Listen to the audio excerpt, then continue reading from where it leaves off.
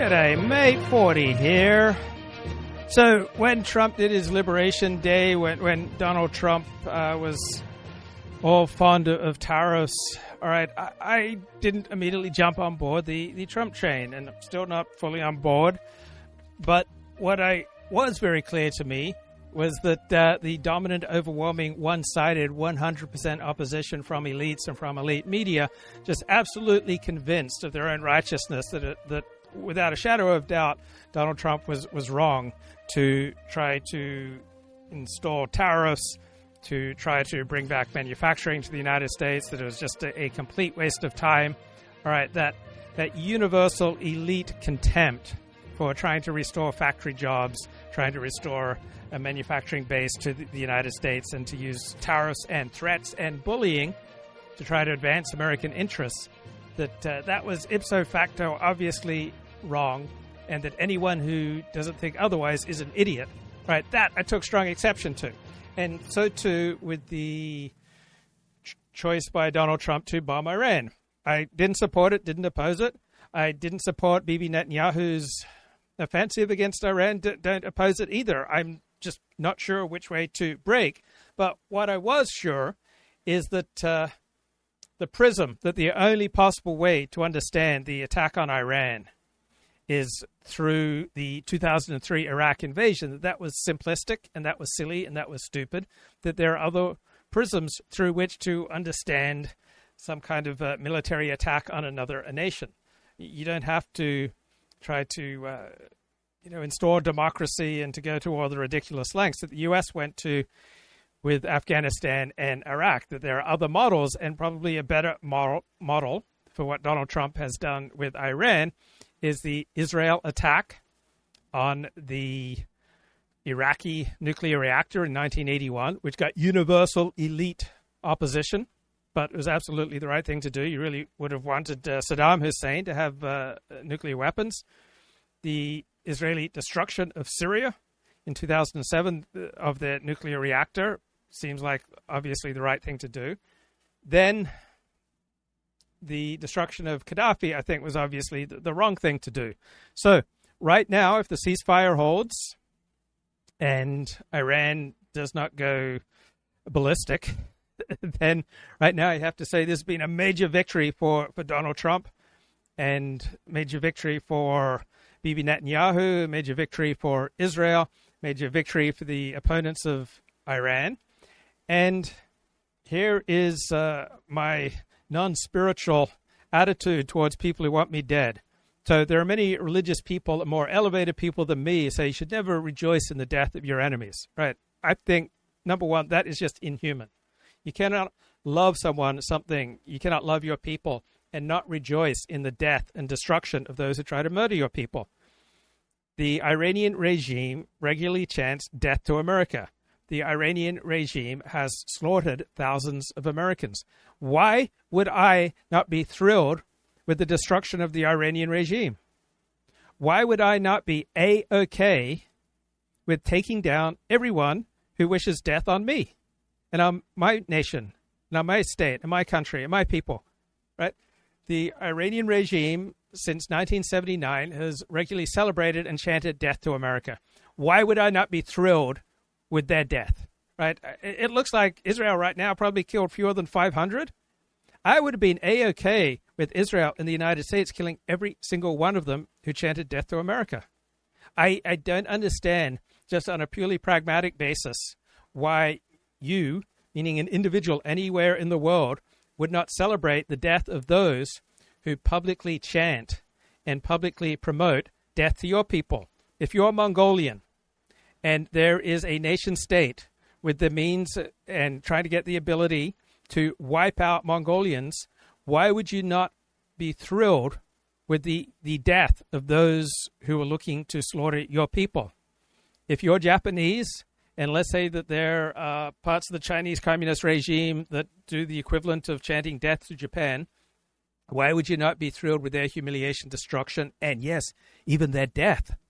Right? If you're Venezuelan and there's some other rival country that seeks to wipe out every Venezuelan, why would you not be thrilled with the death of your enemies? If you're a Muslim and there's a group that is regularly, publicly chanting death to all Muslims, why would you not be thrilled with the destruction and, yes, even the death of that group that is trying to kill you?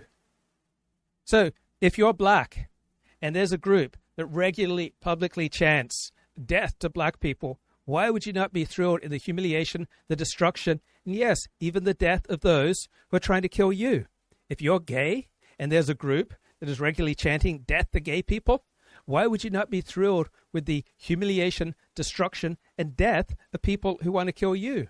If you're Christian, if you're Azerbaijani, if you are Angolan or South African or Irish or some tribe in Central America, and there is a group looking to build the means to wipe out your group, why would you not be thrilled with the humiliation, the destruction, and even the death of every single entity that is trying to slaughter you?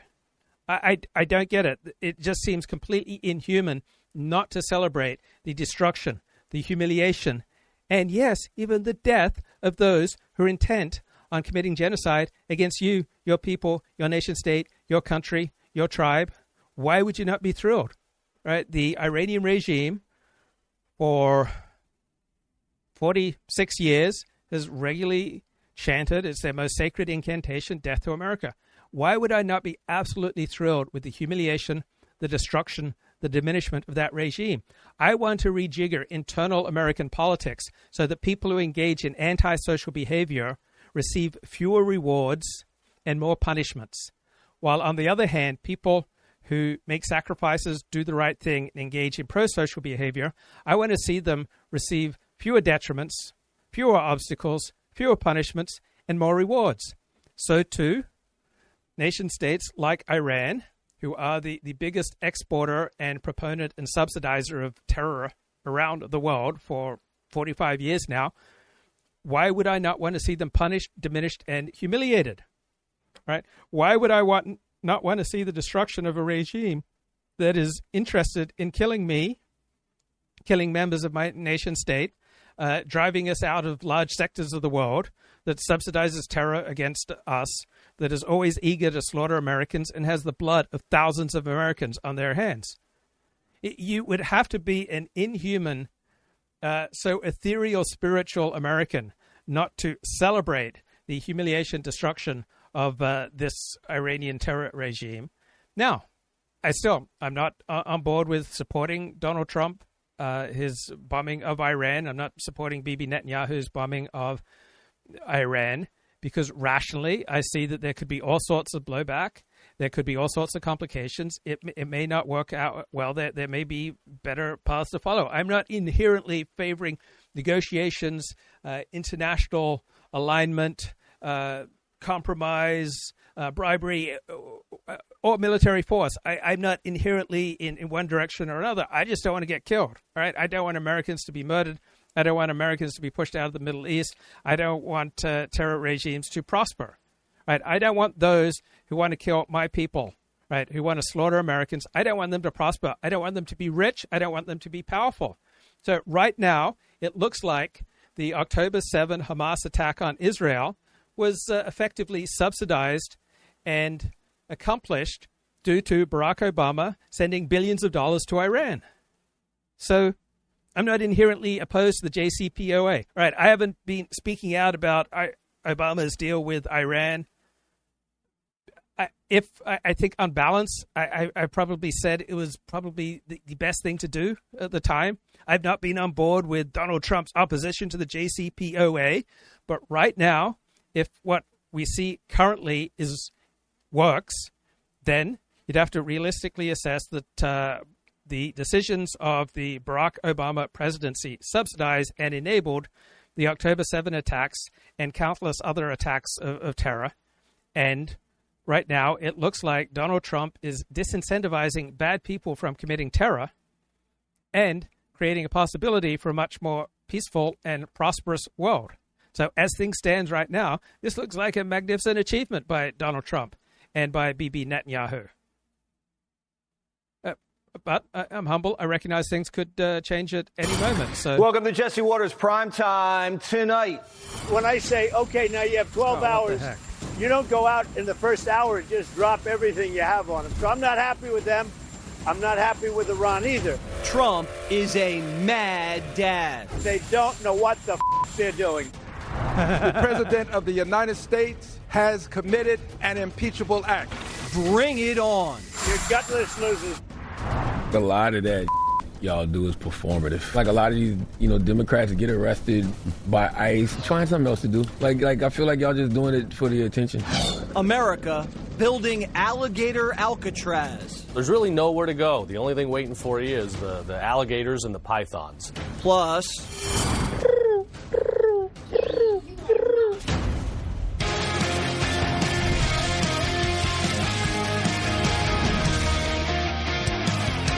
Donald Trump said he expected the ceasefire to last forever, then both sides violated it. Iran broke the truce first, and then Israel hit back. Trump found out about it right before he left for Holland, and he wasn't even this mad after he got shot. When I say, okay, now you have 12 hours, you don't go out in the first hour and just drop everything you have on them. So I'm not happy with them. I'm not happy with Iran either. But I'm really unhappy if Israel's going out this morning because of one rocket that didn't land, that was shot, perhaps by mistake, that didn't land. I'm not happy about that. Oh, so another perspective that I just had absolute contempt for was from the pro-Israel crowd that got their panties in a bunch because Donald Trump didn't visit Israel, and there appeared to be some daylight between him and Bibi, and Gadi Taub was saying, well, now it looks like Israel's just going to have to defy America. All right, so no sense of gratitude for everything that Donald Trump has done for Israel, that the United States has done for Israel. Just immediately that part of the pro-Israel crowd that immediately went into a panic because there seemed to be disagreements between Donald Trump and Bibi Netanyahu because of the obvious reality that American interests and Israeli interests are not perfectly aligned. All right, that hyperbolic, dramatic part of the pro-Israel crowd, yes, have absolute contempt for them as well. Well, we basically have two countries that have been fighting so long and so hard that they don't know what the they're doing. Do you understand that? On Air Force One, he dialed Netanyahu and barked at him. Sources say Trump was really angry, told him to knock it off. Unlike Biden, when Trump says don't, people listen. And the ceasefire's held since then. Iran's at its weakest point since the 80s. And Israel just cleaned out their whole neighborhood, and they should probably take the win. The question is, does Israel disobey Trump and assassinate the Ayatollah? Does he get couped? Or does he remain in... What kind of normal American does not celebrate the death, destruction, the humiliation, the diminishment of a regime that wants to slaughter people like you? Right, you don't have to endorse the Trump attack not to feel good about it. I am emotionally 100% on the side of Bibi Netanyahu's offensive against Iran. I'm emotionally 100% on the side of Donald Trump's decision to bomb Iran's 3 nuclear facilities. Now, rationally, all right, I'm not there. I'm on the sidelines. But emotionally, all right, I think this is fantastic. I don't understand any normal American not rejoicing in what appears to be the humiliation of a regime that wants to kill you. in power. Do you want to see regime change in Iran? No. If there was, there was. But no, I don't want it. I'd like to see everything calm down as quickly as possible. Regime change takes chaos. And ideally, we don't want to see so much chaos. Iran's being strangled by sanctions. Their currency's out of control. And they're running out of missiles. Trump says the solution is to stop trading rockets and trade products. They're not going to have enrichment, and they're not going to have a nuclear weapon, and they know that. They're going to get on to being a great trading nation. You know, they're very good traders. And they're going to be a great trading nation, and they have a lot of oil. They're going to do well. They're not going to have a nuclear weapon. So did they promise? The last thing on Iran's mind right now is nuclear weapons. So far, Operation Mid... So what kind of normal person is not thrilled with a decreased chance for Iran building nuclear weapons, the diminishment of Iran's military and terror capability, all right? To be in the Tucker Carlson crowd where you just see everything through the prism of the Iraq 2003 invasion, and you think, oh, if the United States bombs some Iranian nuclear reactors, then thousands of Americans are going to die. And just to be so smugly assured of something that is not doesn't doesn't appear right now to be in the cards. Right, that I have contempt for. Midnight hammers delivered. No casualties, no escalation, and a ceasefire. But Obama's CIA director, who was knee-deep in the Russia hoax, says Trump blew it. I think the credibility of this administration really has been shattered. I mean, I don't think it was ever strong, but it has been shattered over the past several weeks. The U.S. intelligence community, by all accounts, still assesses that Iran has not restarted their nuclear weapons program, which they suspended in 2003. How would he know? He doesn't even have a clearance anymore. If Iran's nuclear program's peaceful, why'd they hide it in a mountain? CNN says the bunker busters we dropped didn't work. The Defense Intelligence Agency has assessed that the core components of Iran's nuclear program are largely intact, and that Iran's nuclear program has essentially only been set back by months. Press Secretary Caroline Leavitt says this CNN story was written by the same reporter who wrote the very first fake news story claiming the Hunter Biden laptop was disinformation. Now, I don't know who Trump's madder at, Iran and Israel or CNN and MSNBC. That place is demolished. The B-2 pilots did their job, but when I see CNN all night long, they're trying to say, well, maybe it wasn't really as demolished as we thought. It was demolished, and I will say, I think CNN ought to apologize to the pilots of the B-2s. I think that MSDNC ought to apologize. I think these guys really, these networks. Okay, that's the side of Donald Trump that I'm not a big fan of. All right, whatever's true is true. If the American bombing, the Israeli attack on Iran set back its nuclear program by months rather than years, then what's true is true. We should embrace the truth. I don't like that part of the pro-Israel crowd that is quelling, is rejoicing so hard right now that they just want to kick their enemies who've been calling them neocons. So I think this is incredibly shallow analysis here by the commentary crew. Because the line from Tucker was not even implicit. It was an explicit. I find Eli Lake just absolutely useless. Right? I've heard him a lot.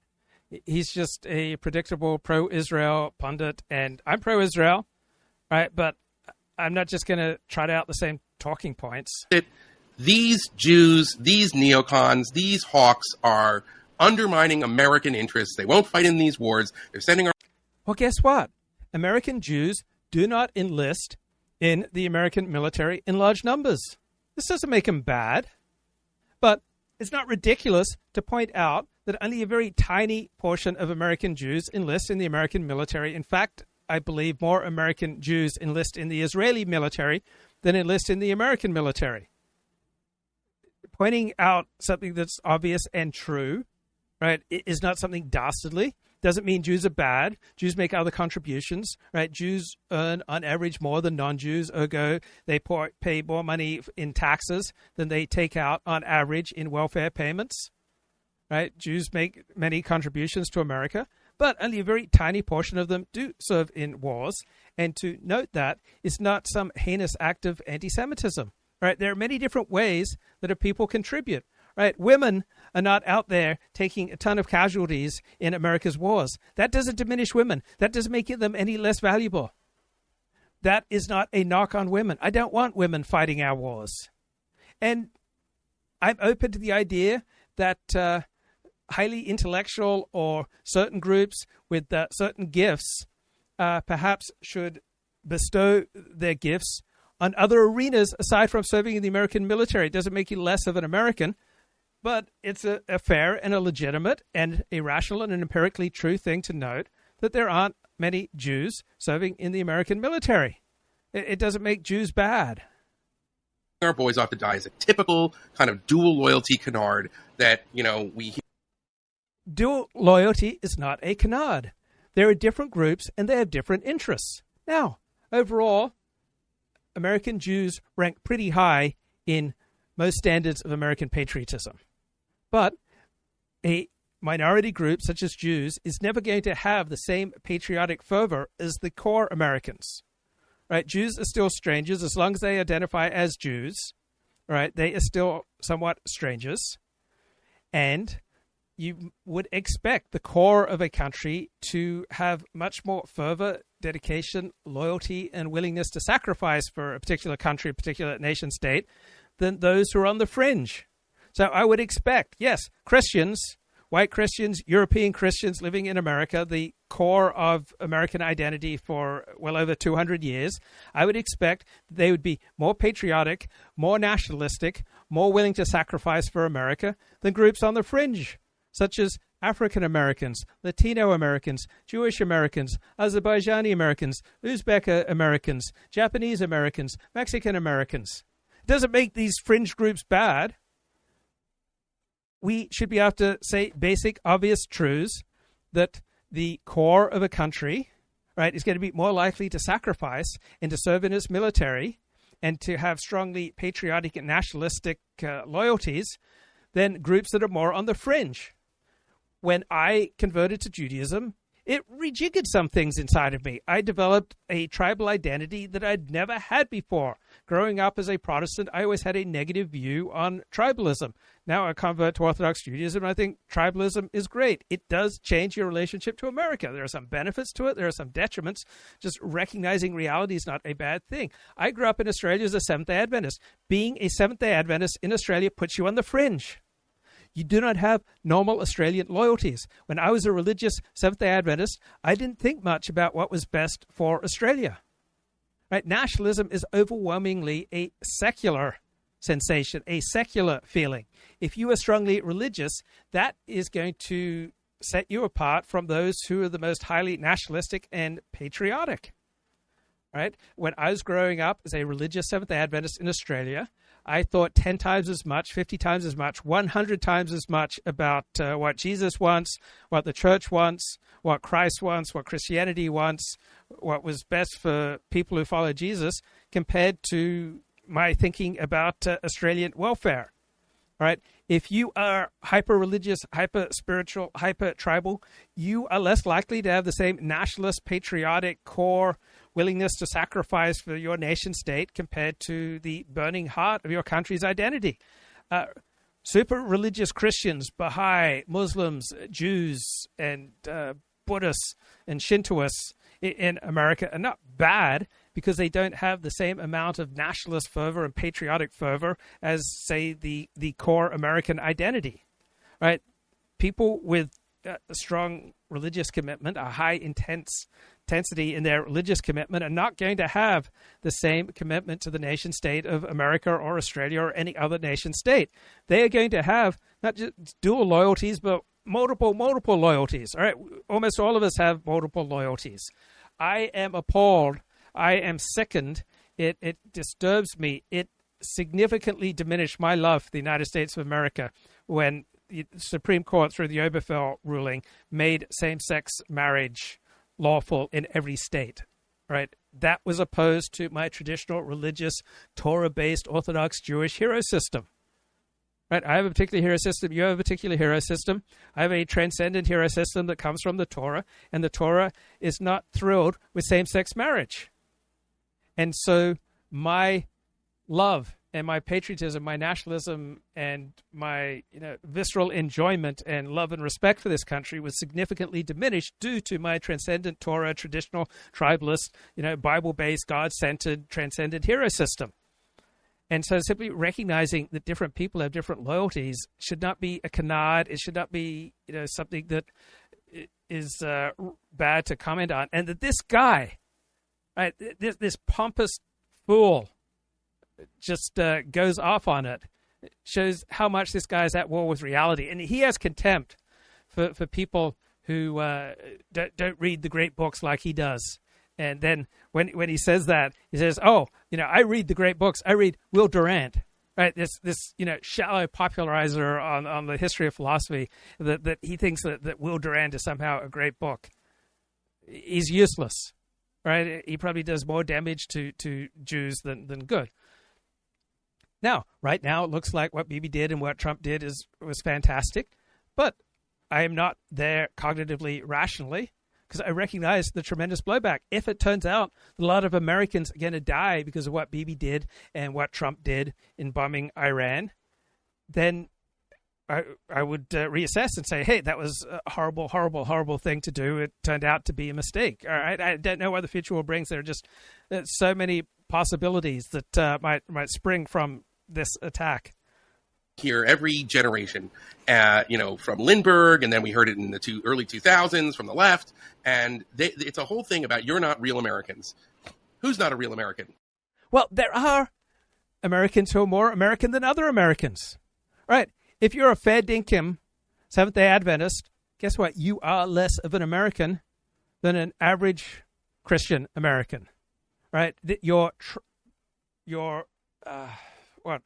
partisan, denominational, focus on the next life, hyper spiritual, feminine approach to life is not the same level of commitment to the American project as your normal American. Doesn't make you bad. Doesn't mean you don't have many wonderful gifts to bestow on the world. But if you devote your life to poetry, right? You're not going to likely be serving in the armed forces. You're not going to be paying in a lot of taxes. You're not likely to be making a lot of sacrifices for America. You're probably contributing less to America than your average American. Doesn't make you bad because you decided to devote your life to poetry, right? If you decide to devote your life to Jesus or to the Bible or to various spiritual teachings or to meditation, in all likelihood, you are going to contribute less to the American project than the average American. Doesn't make you bad. You have different gifts. You have other things to contribute. I'm sure Charles Lindbergh had some solid critiques to make, and I'm sure he was wrong about other things. I'm neither pro nor anti Charles Lindbergh. I respect the isolationist position, right? Don't always align with it, don't always endorse it, don't think it's always right. But the Charles Lindbergh America First isolationist perspective had many things going for it during the Great Depression in particular. I mean, I'm just curious. Like, Iran's got all this American blood on its hands, and the line from so many of that crowd is, oh, my God. And what if Bibi's attacks and Trump's attacks create incentives for Iran to get 1,000 times as much American blood on its hands? Then you'd have to say that this attack was a mistake. Right? I'm not here to argue that the attack was a mistake or was a good thing, but this pompous assurance that isolationists are terrible people, that recognizing that different groups in America have differing levels of commitment to the American project, to the American nation state, pay in different levels of taxation, serve in the military, sacrifice for the nation in generalizable different amounts, all right, is just reality. And this Mr. Eli Lake, he is at war with reality. Iran is they're just seeking peace. And the only thing I have to say about this remarkable set of events, the 12-day war that ends with pretty much a victory for America and Israel, is thank you, Qatar. I mean, give me a break. Who's the real American at this point? I mean, is there a real German? Is there a real Japanese? Let's say that you live your life so that your net contributions are negative towards America or towards whatever your nation state is. It's not an absurd thing to say you're not a real American. All right, if you are selfish and lazy and you suck in more social welfare spending than you ever give back in taxation, even though you're able-bodied and capable of producing much more, right? You're not a real American, right? You're a parasite. And recognizing that there are generalizable amounts of parasitism that differ by group, right? Some groups cheat on their taxes much more than other groups. Some groups cheat in business more than other groups. All right, Protestant Christians are probably about the most honest, civic-minded, virtuous group of which I'm aware in the United States of America, probably along with, say, Japanese Americans. Other groups commit both a higher rate of, say, financial crime and simultaneously, because they're so adventurous, being part of, say, a middleman minority group, they also make outsized contributions. So recognizing that different groups have different gifts, all right, recognizing that different groups make differing contributions and pose differing risks to America is an obvious truth that should be completely acceptable. I mean, that's what I'm saying. Let's have that conversation. And the other thing is that who's really interested in America's interests? Let's have that conversation. But who's the other person that he thanked? That's the other thing, Eli. Who's the other person? Trump. The people who warned against this are desperately... So I don't think Tucker Carlson acquitted himself with great honor and prestige in his opposition to Trump bombing Iran. Right, so I'm not all on board with Tucker. I've grown steadily more and more negative towards Tucker Carlson. So there I am. Then will be the case in the Republican coalition. For one thing, Republicans until 5 minutes ago they may not be interventionists, but they believe in the projection of American power. They're supporters of military spending and the idea that we should be the toughest hombres, in the world. And Democrats don't think that. They're citizens of the world. There's a time and a place to project American power. There are plenty of occasions when projecting American power is the best thing to do, and there are other times when engaging in an international alliance is the best thing to do, or signing a treaty. They believe in international organizations superseding American law and governing how we. Can I interject with the point there that I've been wanting to make? So there are two models of nonproliferation. There is the diplomatic model, and then there is the Israeli model. And the diplomatic model has essentially been the Western model since the North Korean nuclear program was unveiled in the 1990s. And that model is we are going to use diplomacy to prevent the acquisition, diplomacy and bribes, right? Diplomacy and money to prevent the acquisition of weapons of mass destruction. And it failed. And it's failed in North Korea. It was failing in Iran. There's no actually singing Trump's praises. Can't think of a positive example for the Western diplomatic method. Then you have the Israeli method, which is we're not going to allow our. So right now, this point by Matthew Continetti looks awfully strong. Right, I'm not aligning with it. I'm not saying it's right. I'm not rationally saying yes, this is the way to go. I'm saying that as things stand right now, as I'm speaking to you, right, Continetti seems to be making a good point. Adversaries to obtain WMD, and we're going to use force, and that was Osirak. That in Iraq in 1981, that was the Syrian plant in 2007, and that was the beginning of Operation Rising Lion last week. And the only examples of America going with the Israeli model were the Iraq War in 2003, which, no matter what you say about it, Saddam Hussein will never have a nuclear weapon. The Libya example, where force was not used, but because of what happened to Saddam Hussein, Muammar Gaddafi voluntarily gave up his WMD plans. And now Trump and Fordow and Operation Midnight Hammer, I see that's been called. So I'm not a fan of us taking down Gaddafi and creating a vehicle for people from Middle East and Africa to just storm into Europe in the millions upon millions upon millions. I think that was a disaster. On the other hand, I'm glad that Muammar Gaddafi was prevented from getting weapons of mass destruction. Right, that strikes me as a good outcome. Model is more successful. Right. So sometimes deals, sometimes diplomacy, sometimes international coalitions the best way to go. Sometimes bombing the hell out of your enemies, assassinating their key regime leaders and scientists. Sometimes that's a better way to go. The only model that's successful is the Israeli and American model of destroying these programs. Yeah, and I think we can all acknowledge that action. So right now, Continetti looks to be right. Right now, the Israeli model of just destroying these vicious programs and vicious regimes seems to be the smarter way to go. Like this is going to be far more effective 10 times out of 10. Well, Obama folks don't acknowledge it to this day. I got to tell you, I was watching Brett McGurk on CNN last night, responding in real time. And it was a full acknowledgement that what the Israelis have done and how it set this up for the United States, that this was the way that it should be. Right. And I got to say, that was remarkable. And of course, right now, it looks like Bill Clinton should have bombed the hell out of North Korea in 1994 before North Korea got nukes. Right? I wish Donald Trump, if he'd been president of the United States in 1994, right, it looks like he would have bombed the hell out of North Korea and prevented it from getting nukes. Admit here that Brett McGurk may not be part and parcel of that whole crew. Yeah. But I also just want to raise one more thing. As we talk about nonproliferation, that's one part of this. But the other part is this rising axis that we've all been wrestling with, right? The MAGA folks, they've been talking a lot about China and great power competition. What I think is remarkable right now is the silence that I've seen from China, from Russia, right? This axis, they're stunned. So it's not just that the United States has thwarted the nuclear program. And we are seeing, by the way, Pete Hegseth and J.D. Vance, they're all saying the same thing, that the nuclear program is gone. But I have to ask right now, what are the knock-on effects, the salubrious effects of this attack? does it begin to curb the enthusiasm of the revisionists?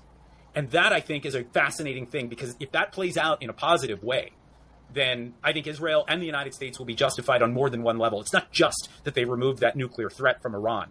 Maybe, just maybe, and again, we need to wait and see here, but maybe it begins to roll back this sense of inevitable growth on the part of this axis that we've been trying to contain. So I'd like to, and Abe, maybe you can chime in here. I'd like to sort of separate out these two strands of opposition to American action at the present moment, sort of ideologically. You have the restrainers that we're talking about. The key intellectual figure among the restrainers is Elbridge Colby, who is, I guess, head of policy planning now at the Defense Department. Is that right? Do I have his right?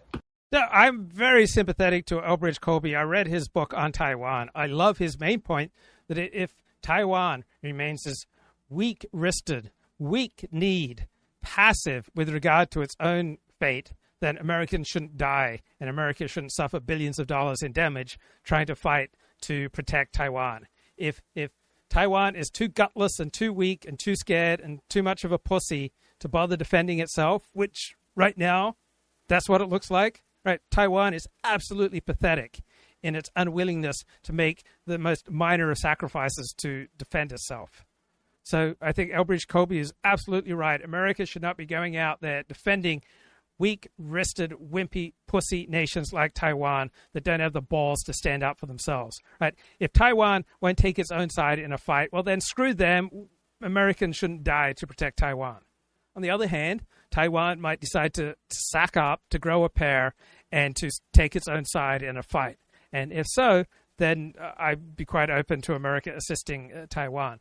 I'm quite open to Elbridge Colby keeping the focus of American military resources on our greatest geostrategic rival, China, and not sending everything to the Middle East to help Israel. Right? America should be for America primarily. I love how the pro-Israel crowd has, such as Yoram Hazony, the nationalist pro-Israel crowd has become increasingly sophisticated and increasingly nationalistic and recognizing and just outright stating, being more honest, being more open and saying, yeah, America and Israel have somewhat different interests and America should prioritize American interests and Israel should prioritize Israeli interests. And I'm quite open to Elbridge Colby wanting to hold back a whole bunch of resources from the Middle East, right, to focus on American interests blocking China.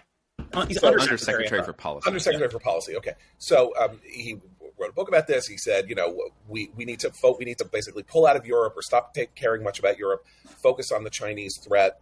Although even there, the Chinese threat, if China were actually to move on Taiwan, he's not sure we could do anything about it. If Taiwan's too wimpy to take its own side in the fight with China, if Taiwan's willing to make minor sacrifices to defend itself against China, then screw Taiwan. All right, Taiwan's not worth one American fingernail if Taiwan's unwilling to take their own side. That's one strain. That strain is not the liberal collectivist strain.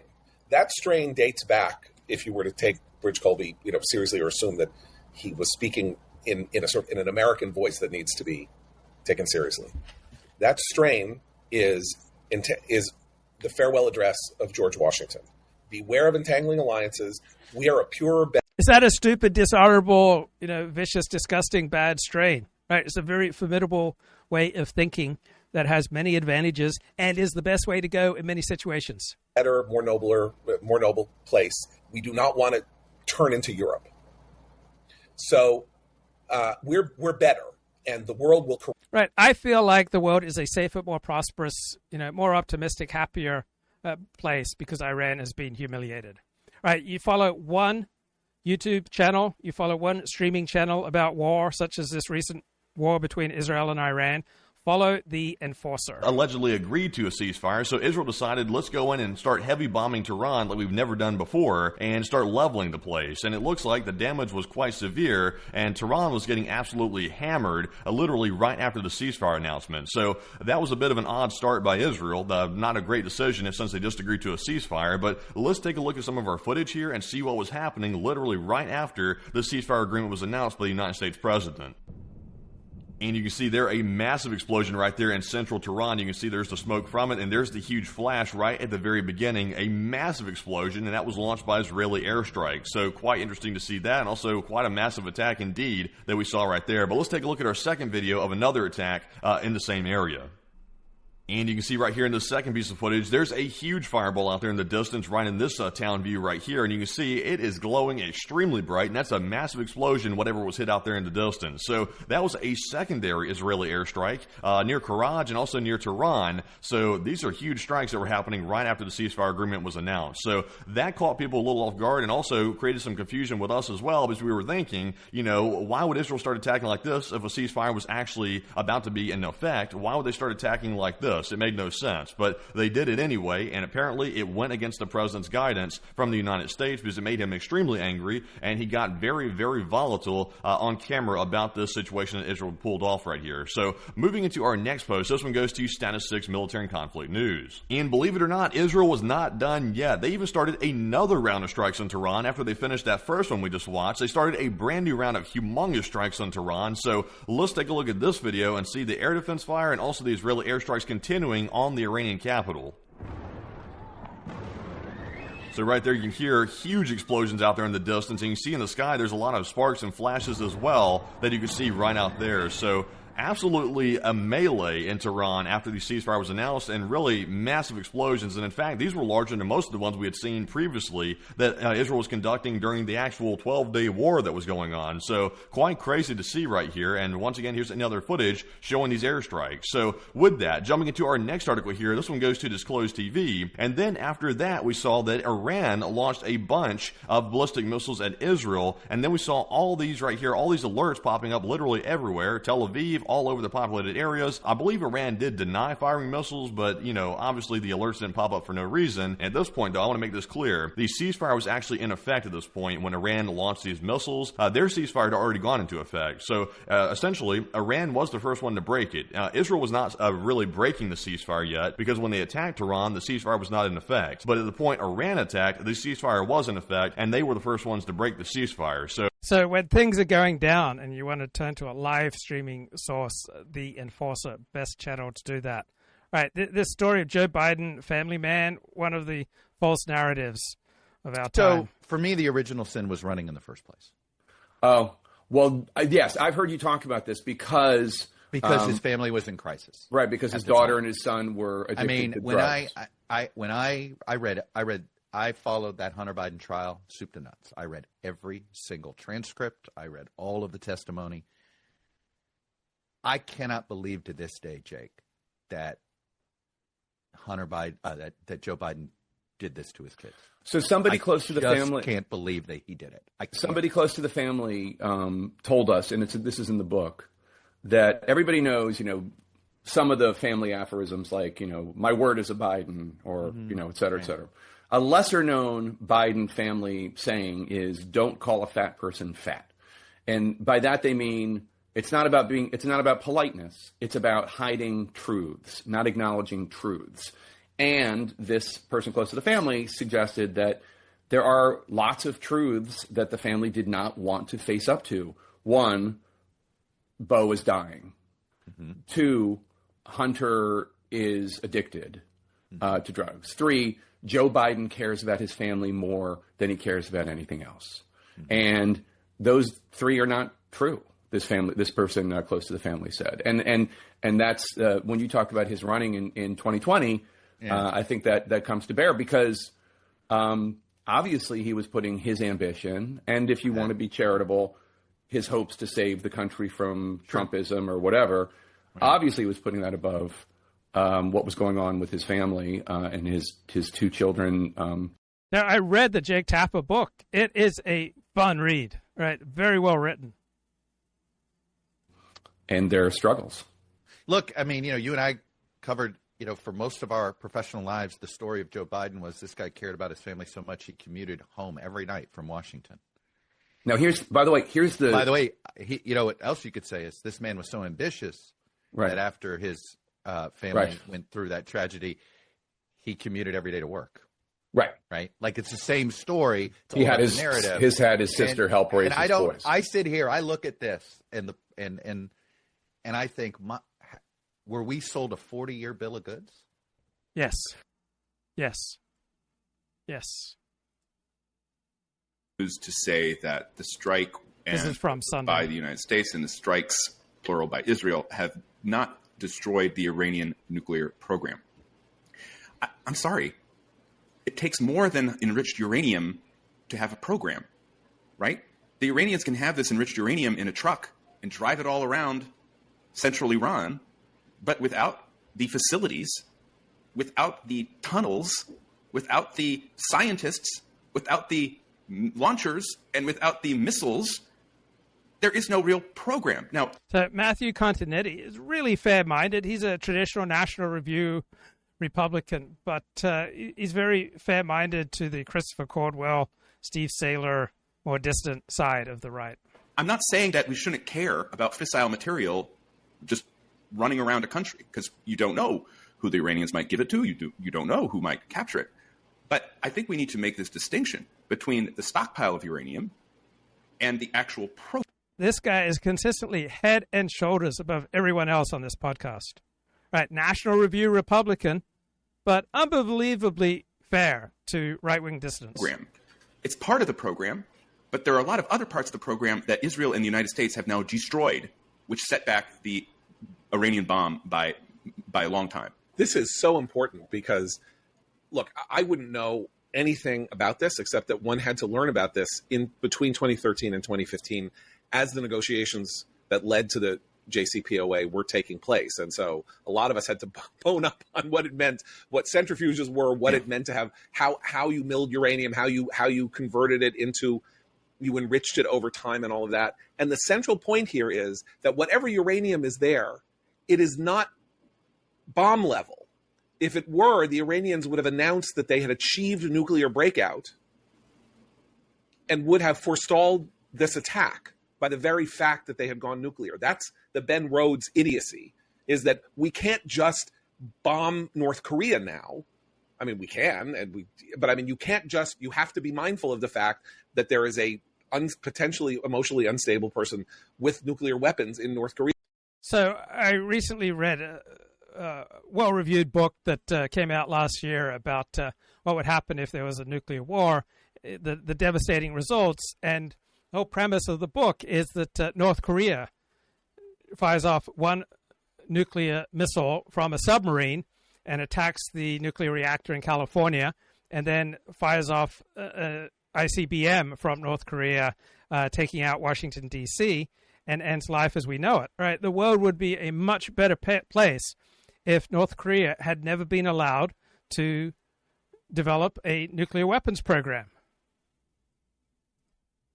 Korea who could do something if you go at him. That's why he has them. That's why Iran wanted to have them, not only defensively but offensively against Israel. That material is useless until it gets to weapons grade. And it's useless after it gets to weapons grade if it cannot be placed in certain types of containers that can be placed in certain types of rockets so that when the rocket is launched, it does not ignite the nuclear material inside the rocket. It's shielded from the heat of the rocket so that it doesn't blow up on launch and kill everybody in Tehran. So if you destroy the facilities that make the equipment that not only get it to weapons grade, those are the centrifuges, but... So the book I was referring to is Nuclear War, a Scenario by N.E. Jacobsen. Spellbinding, chilling, fast read. And it's all about a North Korean attack on the United States. The facilities that are making the casings and that are constructing the bombs and that are finessing the launchers, the uranium itself is meaningless. I mean, it's not meaningless because you could sell it to North Korea and give them radioactive, more. right? Yeah, radioactive, and therefore it's dangerous to them. If they have it on a truck driving it around somewhere or in some facility, whoever is there is going to get radiation poisoning and die. Well, but we should add, though, with that point that, one of the concerns that people who were against a strike had was that, if we hit these facilities with these massive ordnance weapons, that then there will be these giant radiation leaks. That has not been detected. First of all, that has not been detected. And again, I think it goes to a misunderstanding of what this stuff is. It's not like, dynamite. where if you or it's not like, you're lighting, it's a quicksand. Right. It's really weird not to be thrilled with what Donald Trump has done here. Right. There's something off if it holds up that you can't celebrate. Open to the prospect of some sort of agreement, which critics said was pretty similar to where Obama ended up with his agreement. Now, some of those critics were Obama people who said, why did he get rid of an agreement only to head towards something similar? And some of the critics were from the right who said, this is like the Obama agreement and we can't have an agreement like that because it's not safe. Every president has worried about Iran. And no one, with the exception of Barack Obama with that deal, has done anything about it. Donald Trump did. Now, this deal, again, may not hold, but this was classic Trump. He said to the Iranians, make a deal or you will pay a price. Classic Trump, lots of coordination with Netanyahu. No one has reported that story out, and that's an incredible story that we'll see how long it stays a secret, but lots of coordination with the Israelis for a long period of time, not just during the operation of the last week. Donald Trump acted.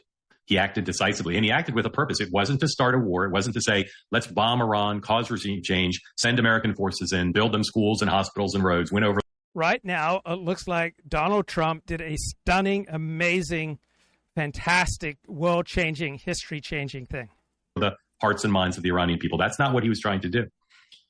You cannot deny that what Donald Trump has done, knowing that we don't know the full consequences, was to solve a problem that has bedeviled the United States and Israel and the world for decades. That's pretty good, to solve a problem that the other presidents wanted to solve and couldn't. If you need a history lesson on Iran, you should know that the Iranians have said they're going to develop this capability and they're going to use it and they're going to destroy Israel.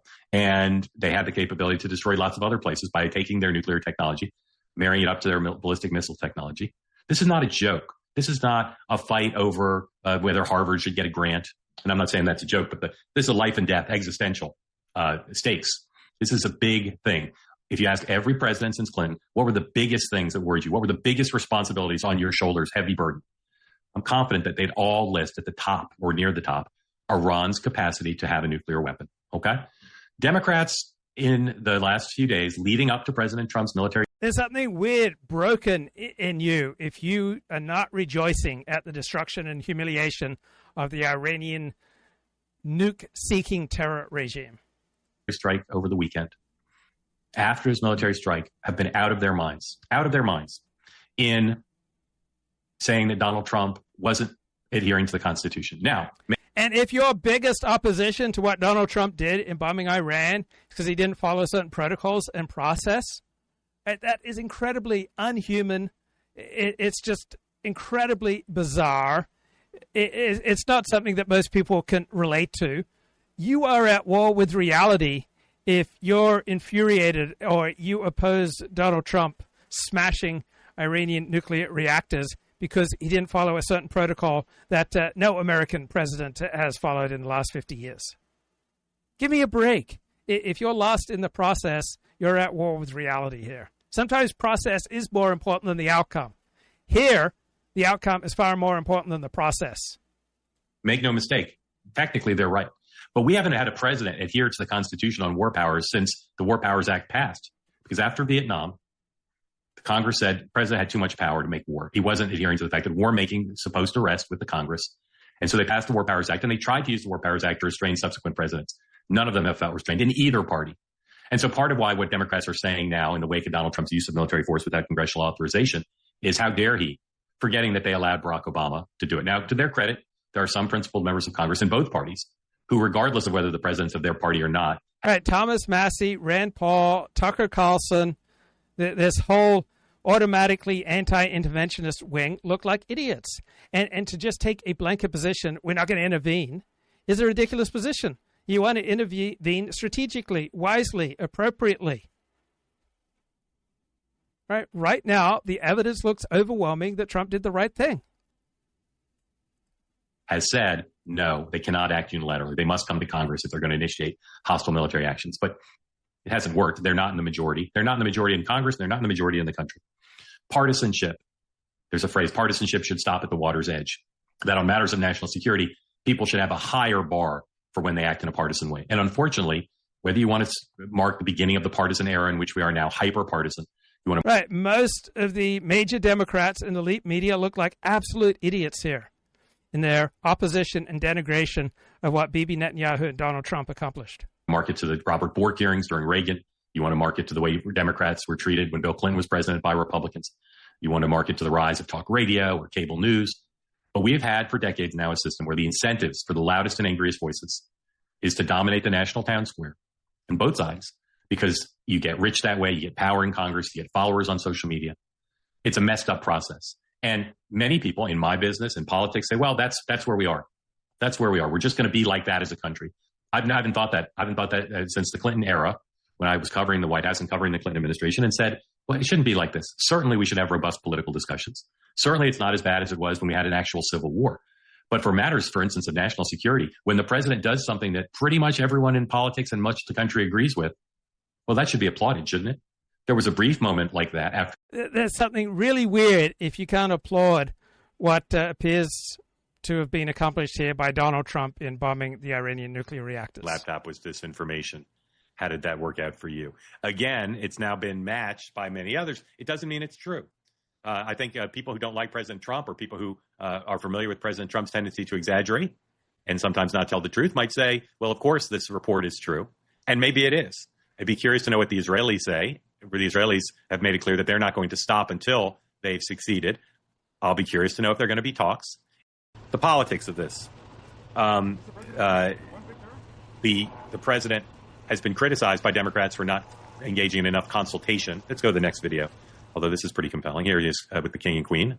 Noah, what color is the queen? So who has Trump been talking to the last 24 hours? The head of NATO and the leader of Turkey. All right, there's going to be new Middle East. There's going to be jointly run by the United States, Turkey, and Israel. They're going to have their different spheres of influence, but they should all be able to cooperate, get along, and be prosperous and live at peace. Queen wearing there. Is that mustard? Is that canary? Greenish.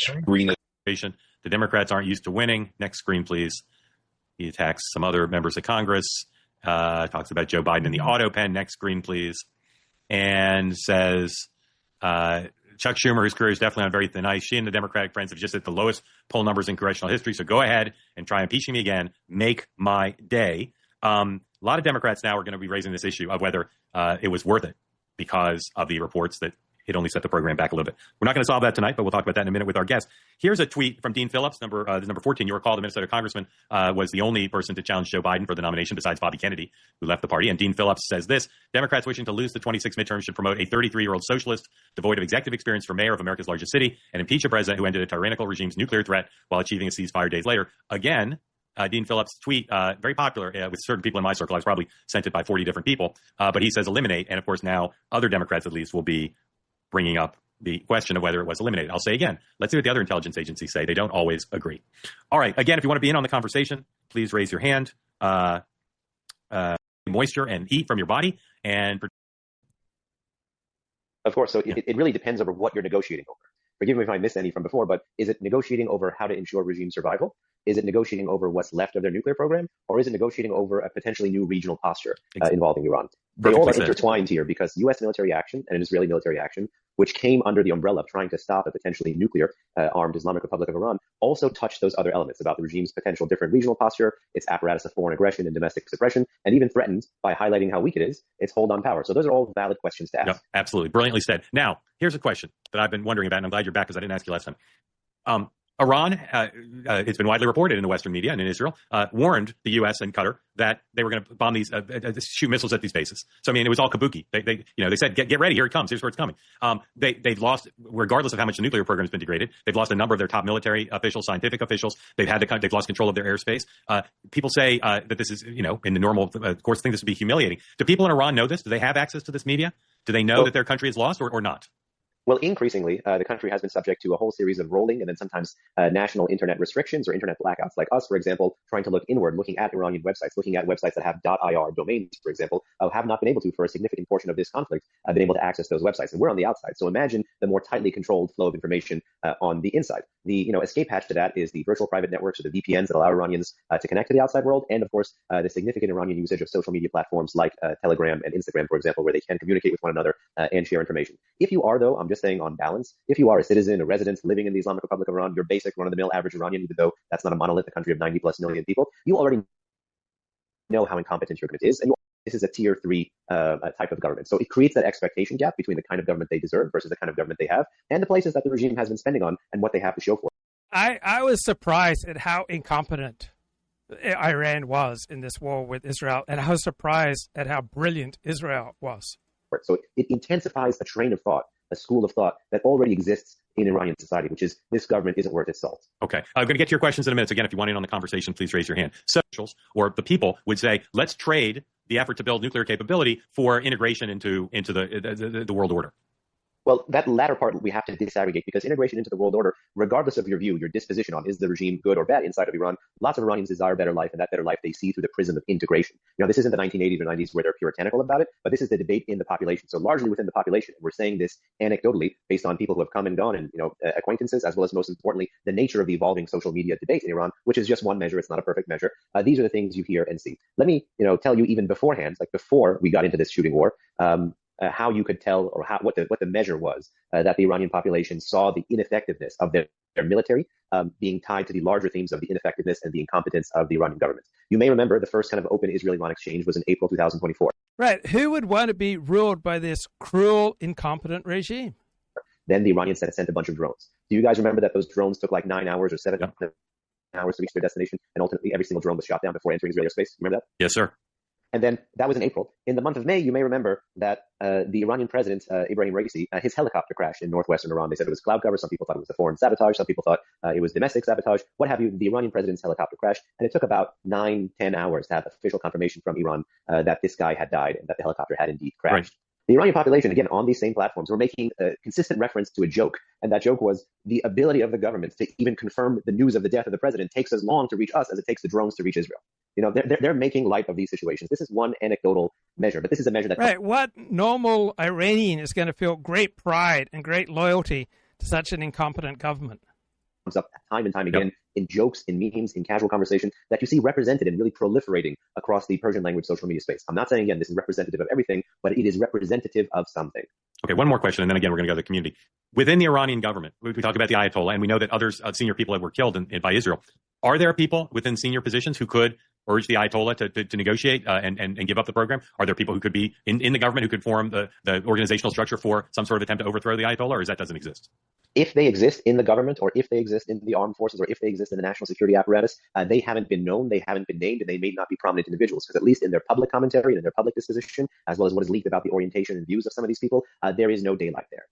There are people within the broader category of regime elites who aren't for fully trading this away, but they offer a different style of engagement with the West, just to win sanctions relief, or just to buy time, or just to facilitate the expansion of the Iranian nuclear program, but in a way that is drastically safer than the way it's been, kind of expanded under the cover of the international community with two eyes deep on the prize. I want to stress this, though, which is the main decision maker still is someone named Ali Khamenei. He's an 86-year-old ideologue who, unfortunately, even from somewhere deep in his bunker in Tehran or Labastan or Mashhad or wherever his bunker was, he played to the edge deep in that bunker. That shows you something. He was still willing, even though, as you mentioned, he gave a heads up, the Iranian government gave a heads up about the missiles coming, he was still willing to fire ballistic missiles, weapons of war, that can go across the Persian Gulf in about 6 to 8 minutes with moderately sized warheads at the largest American military installation. And the narrative that he is selling about his resolve or will to fire these things is that I fired missiles at the biggest American military base, and America offered us a ceasefire. So even if there are some people on the sidelines who may be saying this in private and we have no idea who they are. Right. The Iranian regime looks like a paper tiger, right? Just filled with noise and fury and bluster, but not much substance.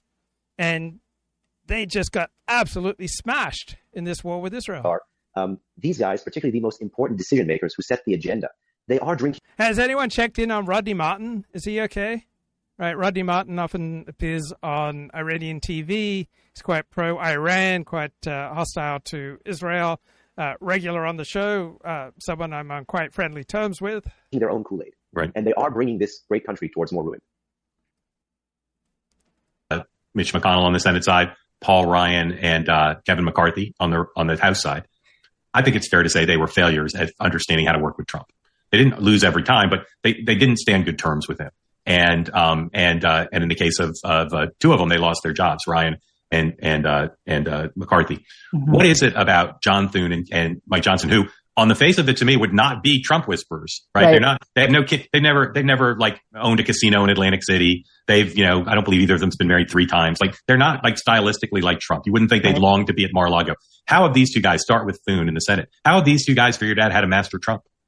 I actually want to start with Johnson, if you don't mind, because I think he learned a valuable lesson from his predecessors, and that Paul Ryan, who I covered, his speakership and Donald Trump's first administration and their relationship pretty closely. And Ryan was like very dismissive of Trump. He wasn't always dismissive in public, but like the way he talked to the president, the president could tell. Ryan, obviously, policy wonk, tax nerd, knew what he wanted to do and thought he was right, and it didn't matter what Trump wanted. He was trying to sort of find a way to manipulate Trump to get what he wanted. So that didn't work, right? The MAGA wing hated him. He ends up retiring because he's basically loathed in the party. McCarthy did the opposite. McCarthy was smart in that he was one of the first GOP leaders in Washington to say, look, this guy is going to be the nominee, whether you like him or not. In 2016, you need to rally behind him. He helped connect President Trump with then candidate Trump with fundraisers in the area to raise him a lot of money to try to help him win. He was the ultimate person who showed loyalty at a time when candidate Donald Trump needed it, and he won a lot of favor because of that. But McCarthy became too cocky. Okay, he made promises to Donald Trump that he did not keep, including that he would expunge his impeachment record when he became Speaker. That was actually really important to Donald Trump, and Trump asked him about it all the time. McCarthy kept blowing him off, and ultimately Trump said, well, screw you, in comes Matt Gaetz, and goodbye, McCarthy. I think Speaker Johnson has sort of found a sweet spot here, right? He has a policy vision the way that, Speaker Ryan did, and the relationship that McCarthy had as well, but he's not getting too cocky in that relationship. He knows that he always has to get Donald Trump on board. He's made sure that he has a good relationship with him and that he's talking with him frequently, and that he's running everything by him. And, it's been surprising to me with Johnson because, you go back 6 months ago, Mark, and I was hearing from people very close to Donald Trump that they were having second thoughts about whether they wanted him as Speaker. Yeah. It was after the whole, continuing resolution government funding thing totally blew up in Johnson's face. The president was upset that it did not raise the debt ceiling and deal with that. Elon Musk could have had a great relationship with the most powerful man in the world, the President of the United States. But in his, I assume, drug-induced fervor, in his emotional, psychological, personal instability, right, he had to lash out and burn and deeply damage his relationship with Donald Trump. But Mike Johnson, John Thune, right, they are incredibly effective at working with Trump.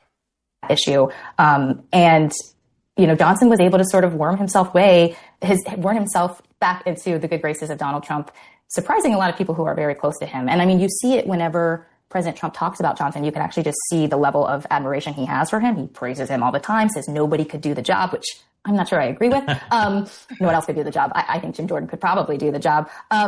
But you can just see it. He just loves the guy. I think John Thune. Before you get to Thune, please. My favorite Johnson-Trump moment of late was when Trump was praising him the way you said he does, and he said he's a man of God, and he's like, "Well, I'm a man of God too, but he's really a man of God." I think Trump's fascinated by how religious Johnson is. But just one more question about John, then I want to hear from you on Thune. Is Johnson now on solid footing? Well, can he make mistakes and Trump will forgive him, or he's basically one strike and you're out, and they could turn back on it? No, I think he's bought himself some real political capital with the president. Yeah. A lot of us, myself included, thought his whole promise to pass this big, beautiful bill by Memorial. I've been nothing but admiring of Mike Johnson with such a tiny majority ever since he became the Speaker of the House. I'm just astounded, blown away, and I just get a good feeling when I see the guy on TV. He radiates a genuine religiosity, a genuine centeredness, a genuine spirituality. He seems quite amiable. It just gives me a good feeling to hear the guy talk, to see the guy. He's an incredibly canny player and seems like a great bloke. Real Day was like totally a pipe dream. It was never going to happen. We were expecting this to go at least until August, if not, through recess into September, and he did it. And I think that obviously Donald Trump he couldn't have done it without Donald Trump, whipping the votes. But I think, that has bought him some political capital. I will say one thing, and that is there are a lot of Johnson critics right now who are silent. They're not out there, fomenting, opposition to him, but they would love to see him fall on his face. And frankly, I have heard people say that if this bill falls through, that there could be a move against Johnson, that they could try to vacate him. Right. I love when we create healthy incentives. All right. Right now, there are healthy incentives for Republicans to align behind Mike Johnson, John Thune, and Donald Trump. I love that natural supporters of terror and genocide, right, are experiencing considerable incentives to dial it down right now. That's one of the wonderful things that comes about when you drop a few bombs on a genocidal regime like Iran. It encourages healthy incentives, right? The Japanese were, bloodthirsty, warlike, vicious killers. You drop a couple of nuclear bombs on them, and they're like the sweetest people in the world now. I'm just very skeptical of it because I think that, at least right now, he's in President Trump's good graces, and that's all that matters. Yeah, I mean, look, you're right. Other people might be able to do the job, but we've seen from the last couple of rounds of speaker voting, it's not clear that anybody else can get the job. It's not clear that anybody else has enough votes within the House conference to get it. Now, the Johnson-Trump relationship has been pretty public. They've done a lot of events together. Johnson goes to Mar-a-Lago.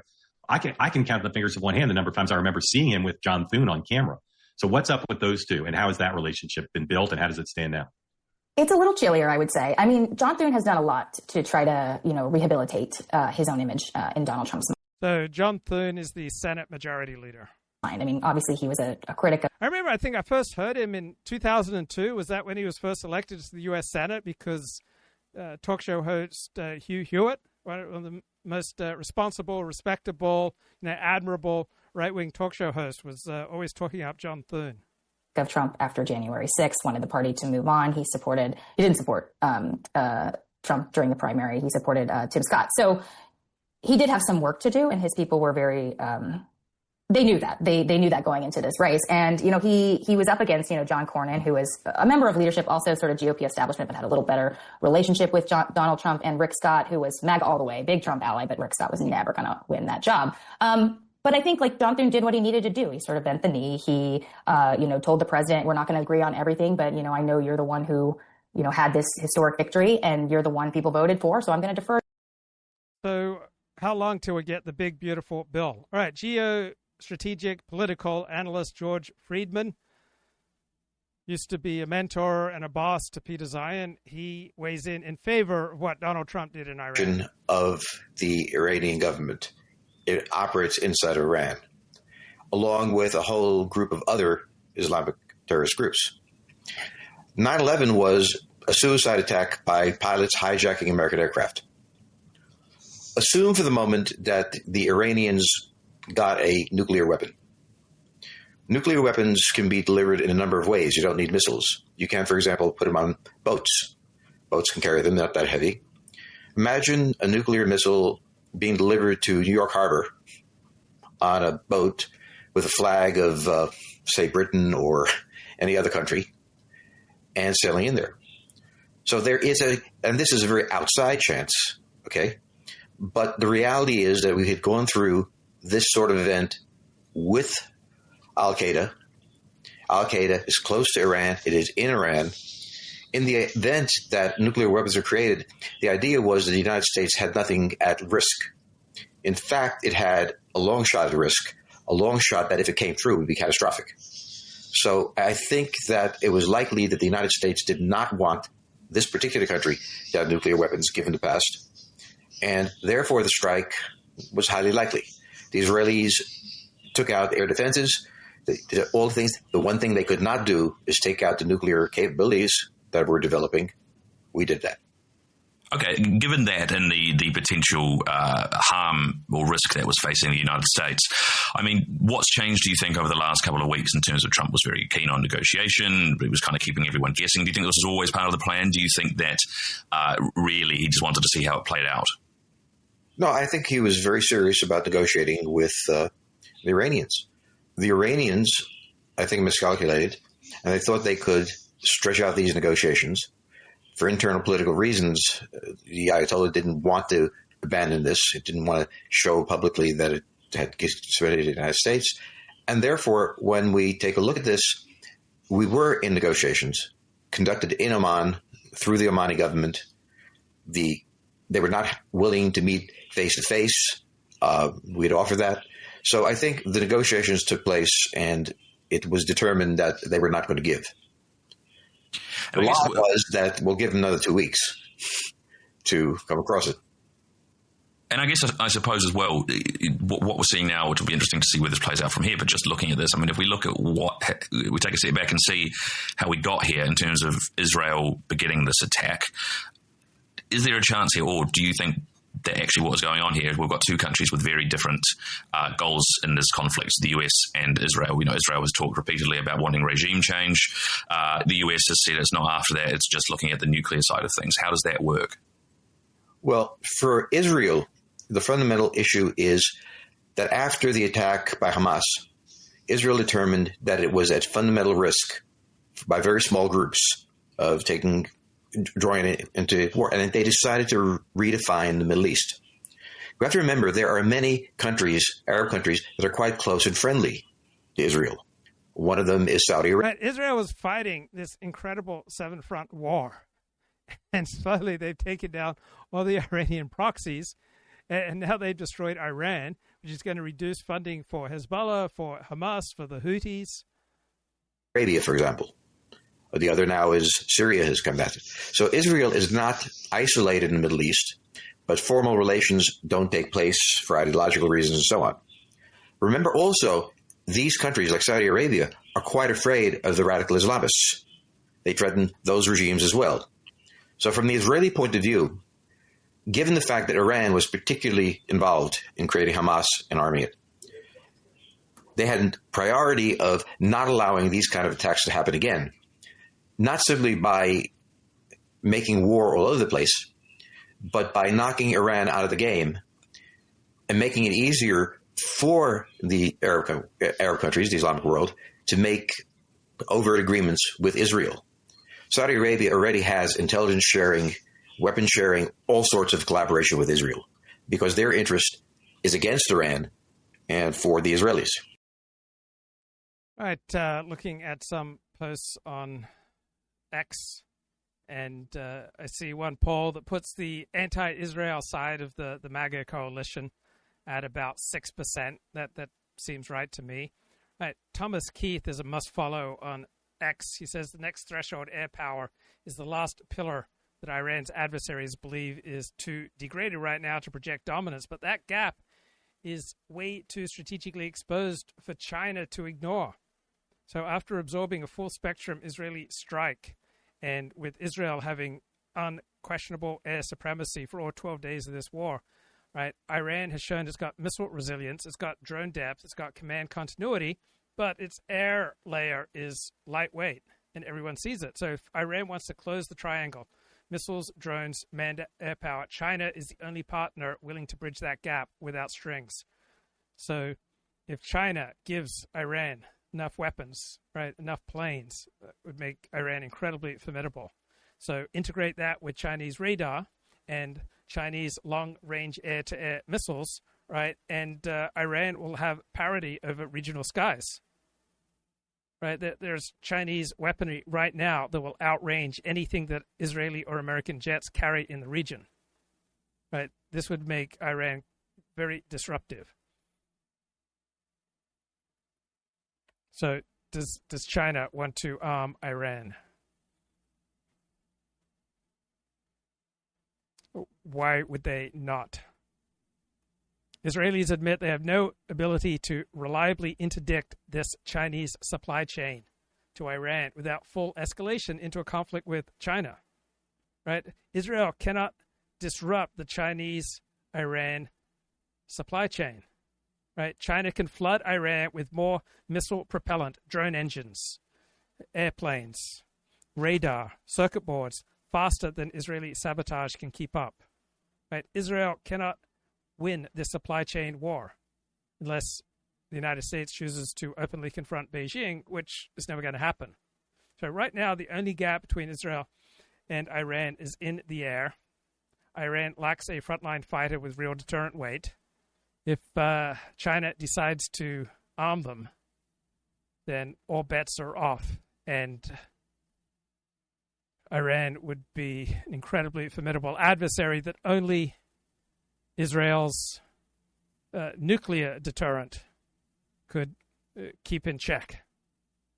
So certainly not game over yet. All right, this is the Free Press. I think this streamed June 23rd, so that's dropping of those bombs on Fordo, Isfahan, and Natanz on Saturday night, New York time.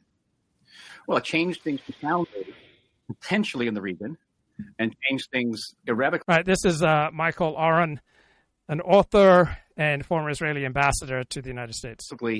Permanently in the international arena. And I'll explain. Let's start with the international arena. I think that after the United States, for the first time in the aftermath of the Iran and Afghani debacles, has demonstrated that it's willing to project power, to use power in a very forthright way and an effective way.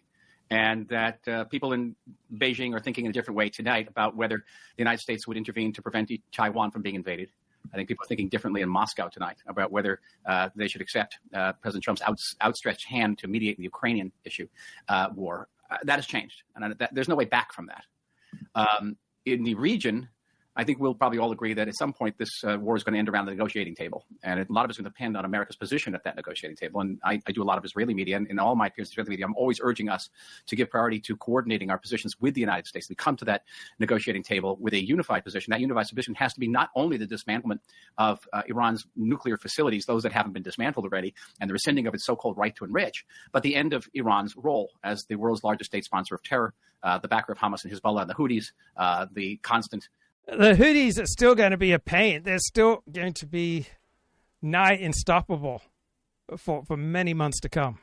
Efforts to destroy us, to assassinate American leaders, to assassinate yours truly. I survived an Iranian assassination attempt. You can see I'm still saying it here. That could be a position that would be a game changer. And the game changer, Barry, would be meaning possibly peace between Israel and Lebanon, peace between Israel and Syria, if Syria coheres, peace certainly between Israel and Saudi Arabia, resolution of the Gaza situation, release of our hostages, some progress toward a diplomatic horizon for the Palestinians, and who knows, down the road, peace between Israel and Iran. That is a new age for the region. You saw a piece that I wrote earlier in the week. You were very kindly in posting it, where I said that Donald Trump could be the great peacemaker of the 21st century. But it requires a tremendous amount of backbone at that negotiating table and bringing around to that, and coordinated with the Israeli position as well. So I say potentially a game changer in the region already. It promises to be. But internationally, I think the gain has been irrevocable. America's in a different position today than it was a week ago. The premise, of course, behind that beautiful vision you just laid out is the total dismantling of Iran's nuclear program. And I think the most urgent question that we woke up to today is the question of how much damage those bunker buster bombs actually accomplished.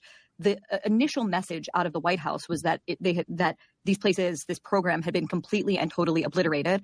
The Pentagon Defense Chief Pete Hegseth briefed reporters on Sunday morning, and he said it was an incredible and overwhelming success.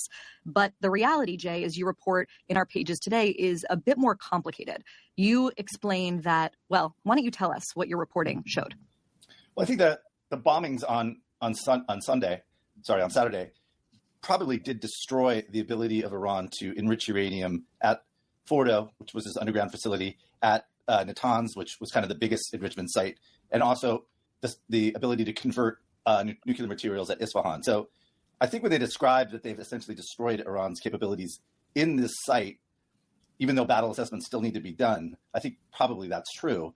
But the question the story really raised is, A, the Iranians have been pretty vocal since mid-May, late May, that they were going to move equipment, nuclear materials out of these sites. And we had this kind of interesting opening in the story today about cargo trucks moving up to Fordo at the end of last week. There's also reports of trucks moving around Isfahan, where probably most of the highly enriched uranium was being held. So there's immediate questions about, what happens to Iran's fissile material, its stockpile of highly enriched uranium. And Vice President Vance kind of raised that yesterday in some of his TV appearances, saying we need to find out where they are. Then the other question is, Iran has had this nuclear program going covertly since the late 90s. And there was almost always a very secretive part of this. And the Iranian officials have said publicly, we have a third site. They said that, I think, in late May. And people are trying to understand where that might be. I think the IAEA said this might have been buried around Isfahan as well. But the Iranians have dozens of nuclear sites in the country. When the Israeli Mossad stole this big warehouse of documents in 2018, they found dozens and dozens of sites. So I think the real question is, where are these stockpiles of highly enriched uranium, and are there other sites, particularly to enrich uranium, particularly to create uranium metal, which is used to create a nuclear warhead? And these can be housed in very small facilities. It's not like the reason the program was so, in some ways, visible is that the cover was that they were producing nuclear fuel for reactors, which you need a lot of material. But if you just want enough fissile material to make weapons grade uranium, you can do that in very small sites. And I think there's going to be a lot of hunting, searching for where these other sites might be, if they're there, and where these stockpiles of highly enriched uranium are. So I think the hunt goes on. This cat and mouse game is probably continuing despite the destruction in a lot of ways of these major facilities. One of the things, as you mentioned, Jay, that your report opens with is that the satellite images showed 16 cargo trucks over the course of 24 hours taking undisclosed material, unidentified material away from Fordo. And a lot of listeners are asking, how will we know, or when will we know, or does the U.S. or Israel know, and they're not telling us, if the highly enriched uranium at Fordo was taken out before the attack? And how concerned should we be about that right now? Jay, I'll put that to you, and then Michael, if you want to jump in.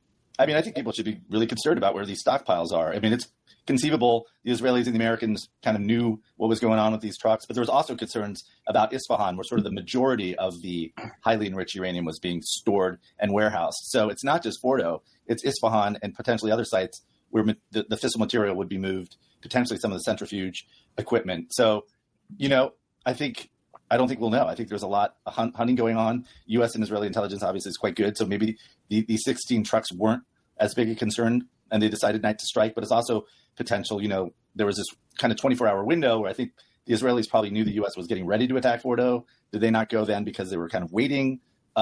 Those are questions that need to be asked. But I think it's Fordo, Isfahan, and other sites that people are really wondering, where did this fissile material go? Well, right now, Amit Segal is reporting that the IDF is attacking entrances to Fordo in order to prevent, presumably, more material from being smuggled out. We also know, Michael, that the extent of Israel's campaign has widened beyond just the nuclear sites to regime sites.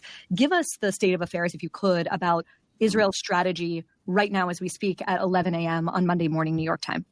No, so I think this actually ties into the fate of the enriched material. You're talking about some 408 kilograms of enrichment to 60%, about 276 kilo of 20%. Each one is a small step away from 90%, which is fissile. And I'm not even sure, Jay, there's a way you can actually bomb it in a safe way without creating a mass casualty event. Now, the only way truly that material can be neutralized, and that is within parentheses, would be by extracting it, by sending it abroad in the way it was sent abroad previously. And that can, again, we go back to the negotiating table. And going back to the negotiating table, we once again ask the question, okay, who's coming to the other side of the negotiating table on the Iranian side? And that brings us to the change in Israel's bombing strategy as of this morning. And the recent statement by the White House, again, 2 steps forward, 1 step back, of saying we want regime change, and then most recently in the last hour saying we don't want regime change. So go find it. But irrespective of what the White House is saying, the Israeli bombing pattern suggests regime change. It's not just that Netanyahu has called repeatedly for the Iranian people to rise up and throw off the oppressive yoke of the Ayatollahs. It's that, as of this morning, the Israeli Air Force started bombing, among other sites, the Evin prison, which the Evin prison is a horrendous source of torture and oppression for the regime. I actually have known some people who've been in prison there. And so it's a powerful, powerful symbol. They have bombed the headquarters of the Besiege. And for those of you listeners who don't know the Besiege, it's tens of thousands of thugs with baseball bats that if you raise your head up against the regime, they will knock you on that head and try to take it off. And bombing the Besiege headquarters is a symbol. It's a symbol of the regime. Israeli Air Force has also been taking out helicopters, other assets the regime has for oppression and for suppressing uprisings such as the women's uprising of 2022. And so while there are differing estimates about the ability of opposition elements within Iran to organize, particularly in the absence of an internet system, they're there. And obviously, I think that Israel has had some assistance from opposition elements, perhaps also in the IRGC, certainly in the Army. The Army hates the IRGC. And so the question then is, if we're going to address many sticky issues like the fate of the 650 plus kilograms of enriched material, we're going to have to figure out who's going to come to the negotiating table. What's that position going to be? And if the Ayatollahs are back at the negotiating table, it's going to be one challenge. But if there's a different leadership, that challenge could be of a completely different order. I want to get to the question of regime change and the politics of it, both here in America and also in Israel in a second. Let's stick on the nuclear question just for another minute because there's just a ton of listener questions about it. Among them, is there any indication of radioactive fallout?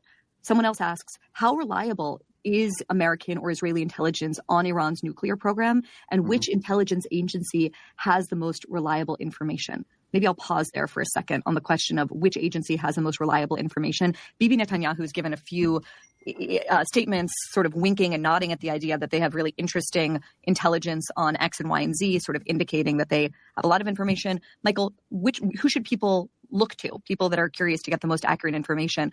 Which intelligence agency, Jay, would you say has the most reliable information right now? Go ahead, Jay. I mean, the amount of knowledge the Israeli government has on Iran's nuclear program is pretty amazing. I mentioned this 100,000 documents they stole from a warehouse in southern Tehran in 2018. That was really kind of the history of Iran's nuclear weapons research, something called the Ahmad Plan. And, since then, they've shared this information with the IAEA. And sure enough, many of the sites that are mentioned, they've detected traces of fissile material there, equipment.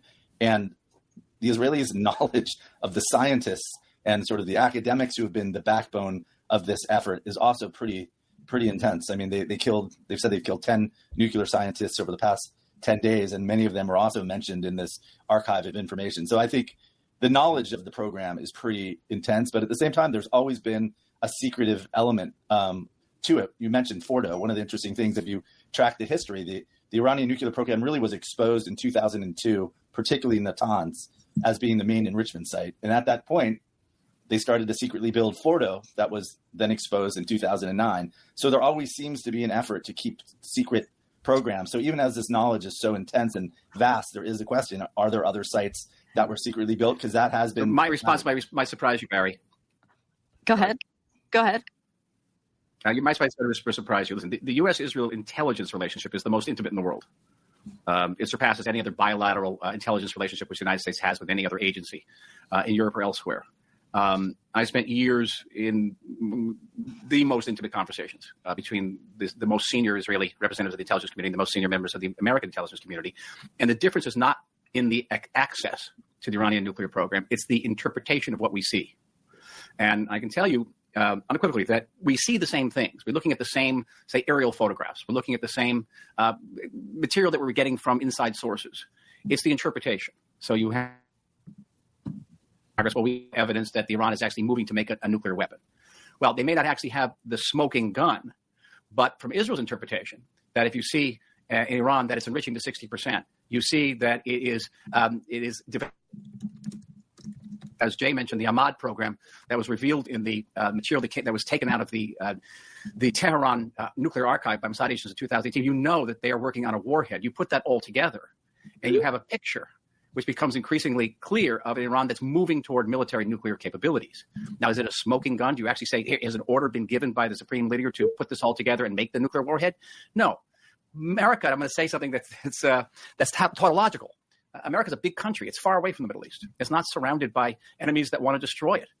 Israel's a small country, and we are threatened with national annihilation by proxies and by the Iranian country that operates them. So our margin for error on the nuclear issue is exactly zero. Exactly zero.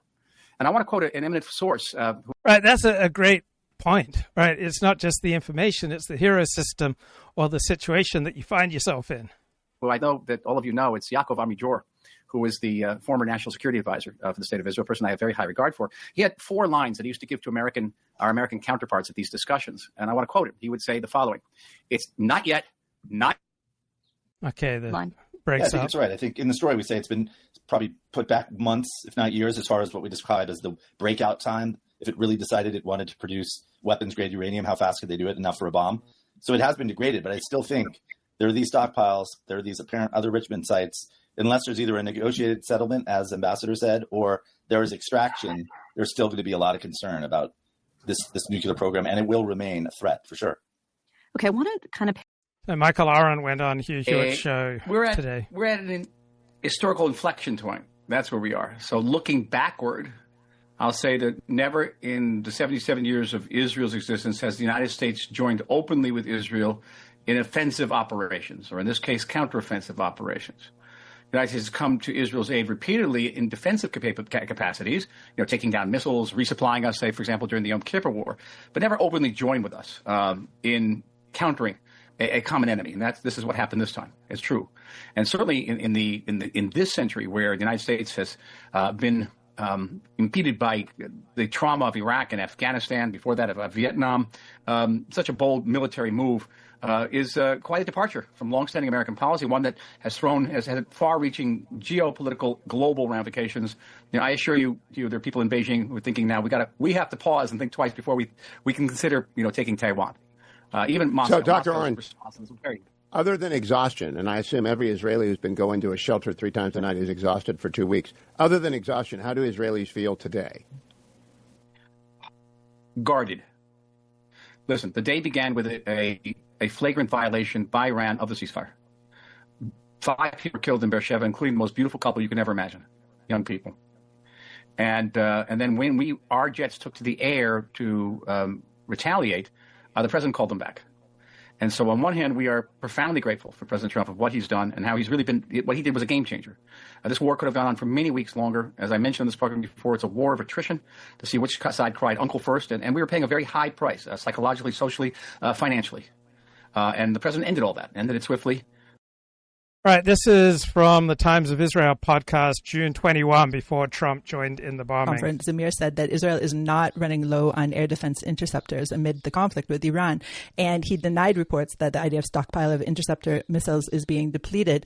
I mean, it is a finite amount, though, right, Manny? I mean, how many could we have? And we've been shooting off just hundreds in the past week, no? Yeah, I mean, I'll say this very carefully, just to avoid any problems. Israel planned this operation months in advance, right? In fact, it had been preparing years in advance to potentially attack Iran's nuclear facilities, but especially it began planning this in around October, November, basically during the war. So when Israel planned this operation, it knows how many ballistic missiles Iran has, 2,500 according to assessments. It knows how many drones it has. And during these preparations, the Israeli army stockpiled enough interceptors to handle the threat. When you plan such an operation, it's called a reference scenario of what could happen when we do X, Y, Z. And Israel anticipates that Iran would fire hundreds of ballistic missiles in its initial response to Israel. I saw even some reports saying 1,000, which I think maybe a bit much, but 500, 600 possibly. In reality, it fired only 100 in the initial response. And even at this stage in the operation, according to the IDF's initial assessments, it's actually running through fewer interceptors than it had anticipated ahead of the operation. So not only is Israel not running through all the interceptors that it had prepared ahead of time, is actually going through fewer of them than it had anticipated. A little bit more from Michael Oren. If this is navigated successfully, everything in the Middle East can change. If Iran is totally neutralized, I don't care, who comes to negotiation in Iran, and you have changed the entire region. You make it secure for us, secure for America, and secure for the world. Our fear today, and I got to be honest with you, is that Iran has announced today that it's going to start rebuilding its nuclear facilities and replenishing its missile arsenals. And Israel and the United States have to be on the same page, Hugh. In worst case, best case, the poison tree that was pumping poison through its roots, through Lebanon, through Syria, through Gaza and the West Bank and Yemen and Iraq, has been cut off. And those roots will wither, and everyone will sit under their fig and tree and be happy. Worst case, the mullahs have a hidden facility. They're going to enrich rapidly, and they're going to deliver an unconventional, not very sophisticated bomb to your border somehow. Which is more likely? Either one. A lot of it depends on how America handles this. It really is.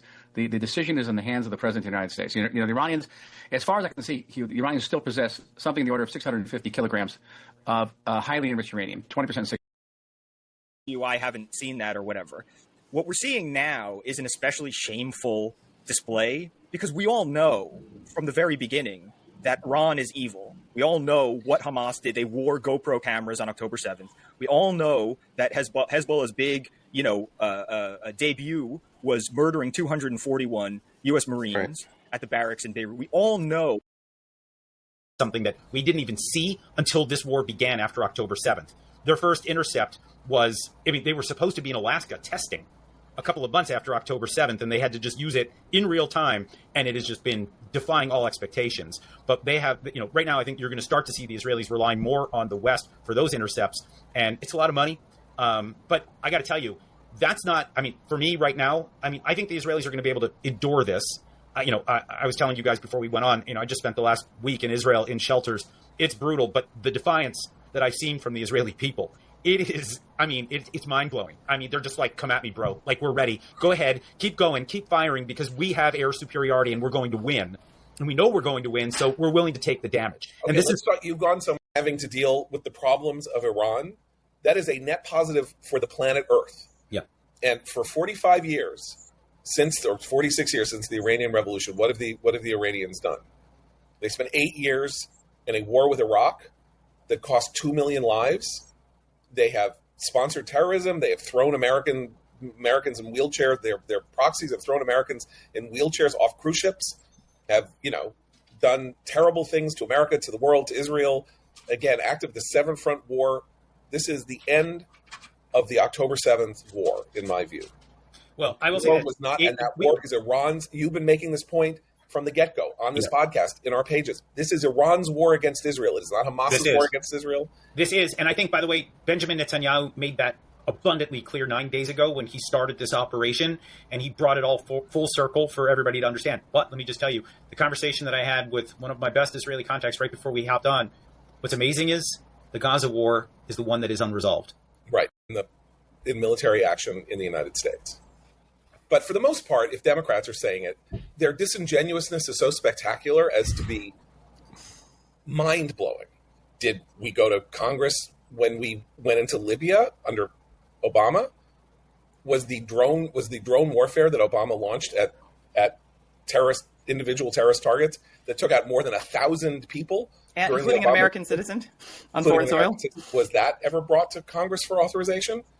Biden did stuff. Nobody ever said boo. When you start mouthing off about this in relation to the person who isn't your guy, you deserve to be treated with contempt and scorn. I think it would be great somehow if Trump began the process of reporting to Congress in hopes that there would be a vote, something like that. I would be for that. But do not, people who are listening to the sound of my voice, get tempted by this notion that the United States requires, the Constitution requires that the president go to Congress anytime he uses military action. The first American military involvement abroad in the history of the United States was our war against the Barbary pirates. Matt's comment about what Biden has done in the past, we really should be grateful that we have the leader that we do, even as flawed as he is, and all our leaders are flawed, but as flawed and difficult a creature he is to understand. At a moment like this, he proved historically important. By the way, again, relating to that question of Kamala Harris and the Biden, what do they call the Politburo, Biden's brain trust, and the people who were Obama's brain trust, all of whom sound very funereal, or were sounding funereal last night on social media about what was going on. So where the Democratic Party stands, pull back 30,000 feet. Trump announced last night, and now Hegseth has announced, that the United States went to destroy the nuclear program of a country that has weekly sessions on Friday afternoons where hundreds of thousands of people chant death to America. And it was about to get a nuclear bomb, and he took planes, American planes with American bombs, and he dropped those bombs on the sites where it was going to have where it was going to create and deploy nuclear weapons. Historically, do you really want to be on the other side of that? Do you want to be in a party like just a year from now? I published an article about John Mearsheimer, whom no one had ever heard of, in a college magazine that I edited at Chicago before he came to Chicago, about him wanting to expand the nuclear club. There is a world of people who think that America would be best restrained by Iran having a nuclear bomb. Right. And of course, Israel has a nuke, and maybe then Iran should have a nuke. That would only be fair. Right. There is that. This is an idea in the head. But to go back to the Obamans, because I think they now that the Biden people seem to have evanesced from the world stage, the last successful Democratic presidency, the two-term presidency of Barack Obama, the voices that dominated that presidency, or the PR voices, are still very present. Ben Rhodes is on TV. He was the guy who essentially sold the Iranian nuclear deal. His friends at Pod Save America are going around being Pod Save America people, and they are extremely negative about what happened last night. Tommy Viador, one of the Pod Save America guys, best known for being Obama's limo driver in 2008, is like, there could be an Iranian response. Therefore, we should have done nothing.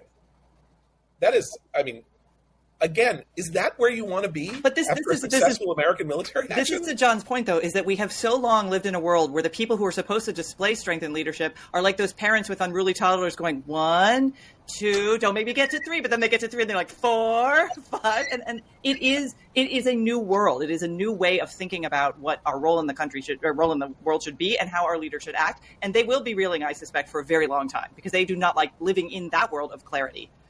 Matt, you have to run, because we don't really care about regime change in Iran, as you say. If we had, there was a moment in 2009 when Barack Obama, supposedly the person who was going to tilt America away from Israel and toward, the Muslim world could have looked at the uprising that did take place in 2009 in the wake of the stolen election and done something material to help the hundreds of thousands, if not millions of people who were in the streets hoping that that regime would fall. And he didn't do it, and Trump certainly isn't going to do it.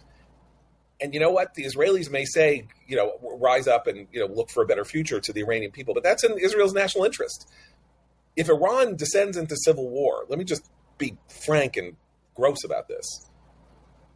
That's to our advantage, and that's to Israel's advantage. Let Iran spend the next generation tending to its own garden. That's not our problem. Our problem is Iran's projection of power beyond its borders, controlling Syria, installing Hezbollah in Lebanon with over 40 years with hundreds of thousands of missiles, activating Hamas, them being Ben Rhodes, playing the Houthis off against Obama alter ego person who sold the Iran deal to the American people through what he called the what did he call it? The echo chamber of the media. He said they're 27 years old. They don't know anything. I can tell them anything. The blob. And they'll do what I tell them. That's the famous piece by David Samuels, now a tablet, in the New York Times Magazine about the manipulation of the young new Washington press corps by the Obama administration. Remarkable piece of reporting that was. Ben Rhodes, now sort of an MSNBC guy. And he, let me find the specific tweet. He tweeted out yesterday something that is kind of brain numbing when you think it through, which was this: Trump's message to the world: if you have nukes like North Korea, I'll trade love letters with you. If you don't, I'll pull out of agreements you're keeping and bomb you during diplomacy. Just devastating to non-proliferation. So let's just unpack this. Ben Rhodes, the leading, in some ways, foreign policy voice of the Obama administration, is saying Iran is holding to its deal in what it's doing, and Trump is willing to play kissy face with North Korea, but will bomb Iran, and that this is devastating to non-proliferation. Non-proliferation being the doctrine that says that there needs to be a treaty to prevent an international treaty to prevent, the other countries in the world from going nuclear. Let's think about what he is saying. He is saying that Trump acknowledging reality, having to deal with a nuclear North Korea, took a certain tack that I think we are all, like him, extremely discomfited by. But right? He went nice, right? He went nice with Kim Jong-un. Right, but can I make an observation there? Yeah. Remember our history.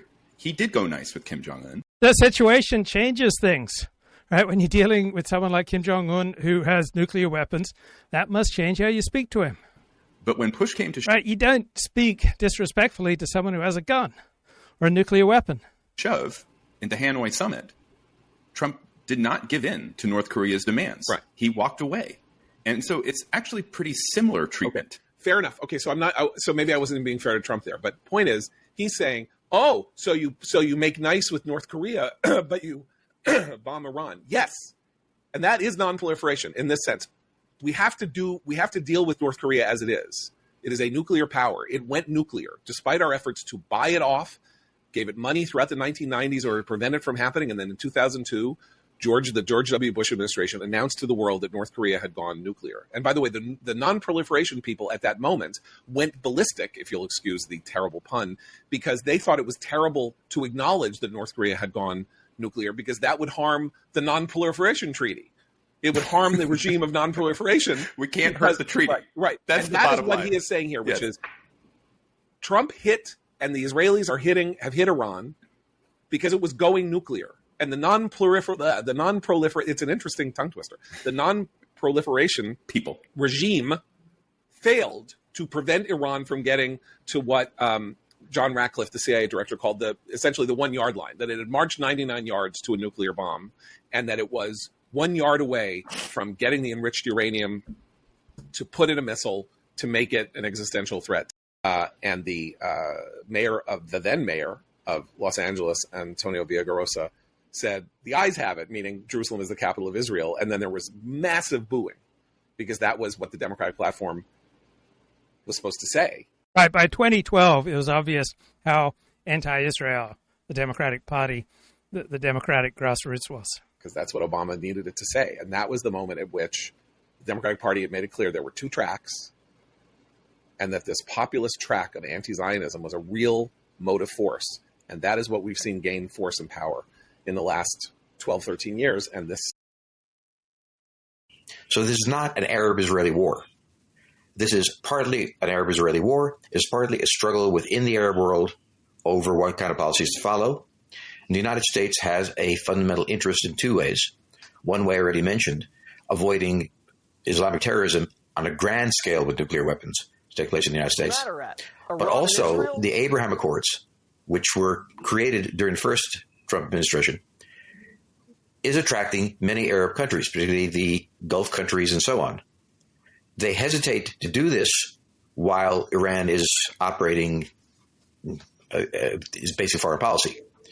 So the point here was, from Israel's point of view, to deal with the one reason why Saudi Arabia doesn't want to openly have good relations with Israel. That was Iran. And the United States had the same interest. It wanted to back away from involvement in these wars. But there had to be a final event taking place. The Iranian system had to be crushed.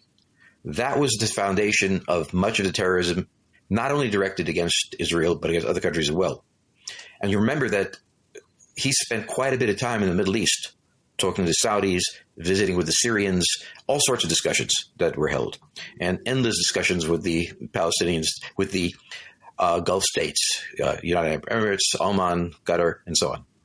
So remember the diplomacy that he carried out by visiting the region. You can be sure that he sounded out these governments on the question of Iran. He got the clear answers. So yes, this was an Israeli problem, but it was a broader, we'll call it a broader Islamic problem. And the United States was helping Israel in the war, defending itself at the same time for a distant, unlikely threat, but a disastrous one if it happened, and also satisfying some of the demands of the Arab world that really does not want to be confronting the Israelis. And that's where the Abraham Accord comes in. Right, the enforcer has gone live. So this was a pretty big development today. And once again, the question says, the U.S. nominee to lead NATO forces in Europe believes that Ukraine can win the war against Russia. And what are your thoughts? So about 46% said that's very good. That means Ukraine will get... Yeah, no, that's not going to happen. A little bit of a simmer for the moment is mostly going to be ramping up in a massive fashion here soon. This is also coming as intelligence from open source intelligence communities, reports, and additional information from intelligence sources inside the U.S. government are starting to say that it appears that the Iranian nuclear weapons program hasn't been completely destroyed, but only set back by several months, and that the Islamic Republic of Iran will possibly be able to create a nuclear weapon, or at least get back on the path of creating a nuclear weapon within the next several months' time. This is leading the state of Israel to say that hostile action must continue by the Israelis and the United States against the Islamic Republic of Iran to finish what has been started in the form of denuclearization, while the President of the United States has decided to take a different route and is instead chastising and denouncing both the Islamic Republic of Iran and the state of Israel for their violation of the ceasefires, and also stating that both countries are largely at fault. Outside of that, we have also been able to hear additional information as well that inside of Eastern Europe, a NATO summit has been held today, and it does appear that statements are coming out that are incredibly clear. A Russian Federation being able to retake the towns of Kinzrativka and Konstantin. Don't care about right here. Ukraine. And we can see the Israeli air-to-ground munitions slamming into the ballistic missile launchers and destroying them outright. Once again, I want to remind everyone that by this point, the United States of America and the Iranians had largely said that there was a ceasefire in effect, although it was quite clear that the Iranians were still firing on the Israelis. The Israelis had made no comment on whether a ceasefire was in effect or not. And the United States was also saying that there was a ceasefire in effect as well.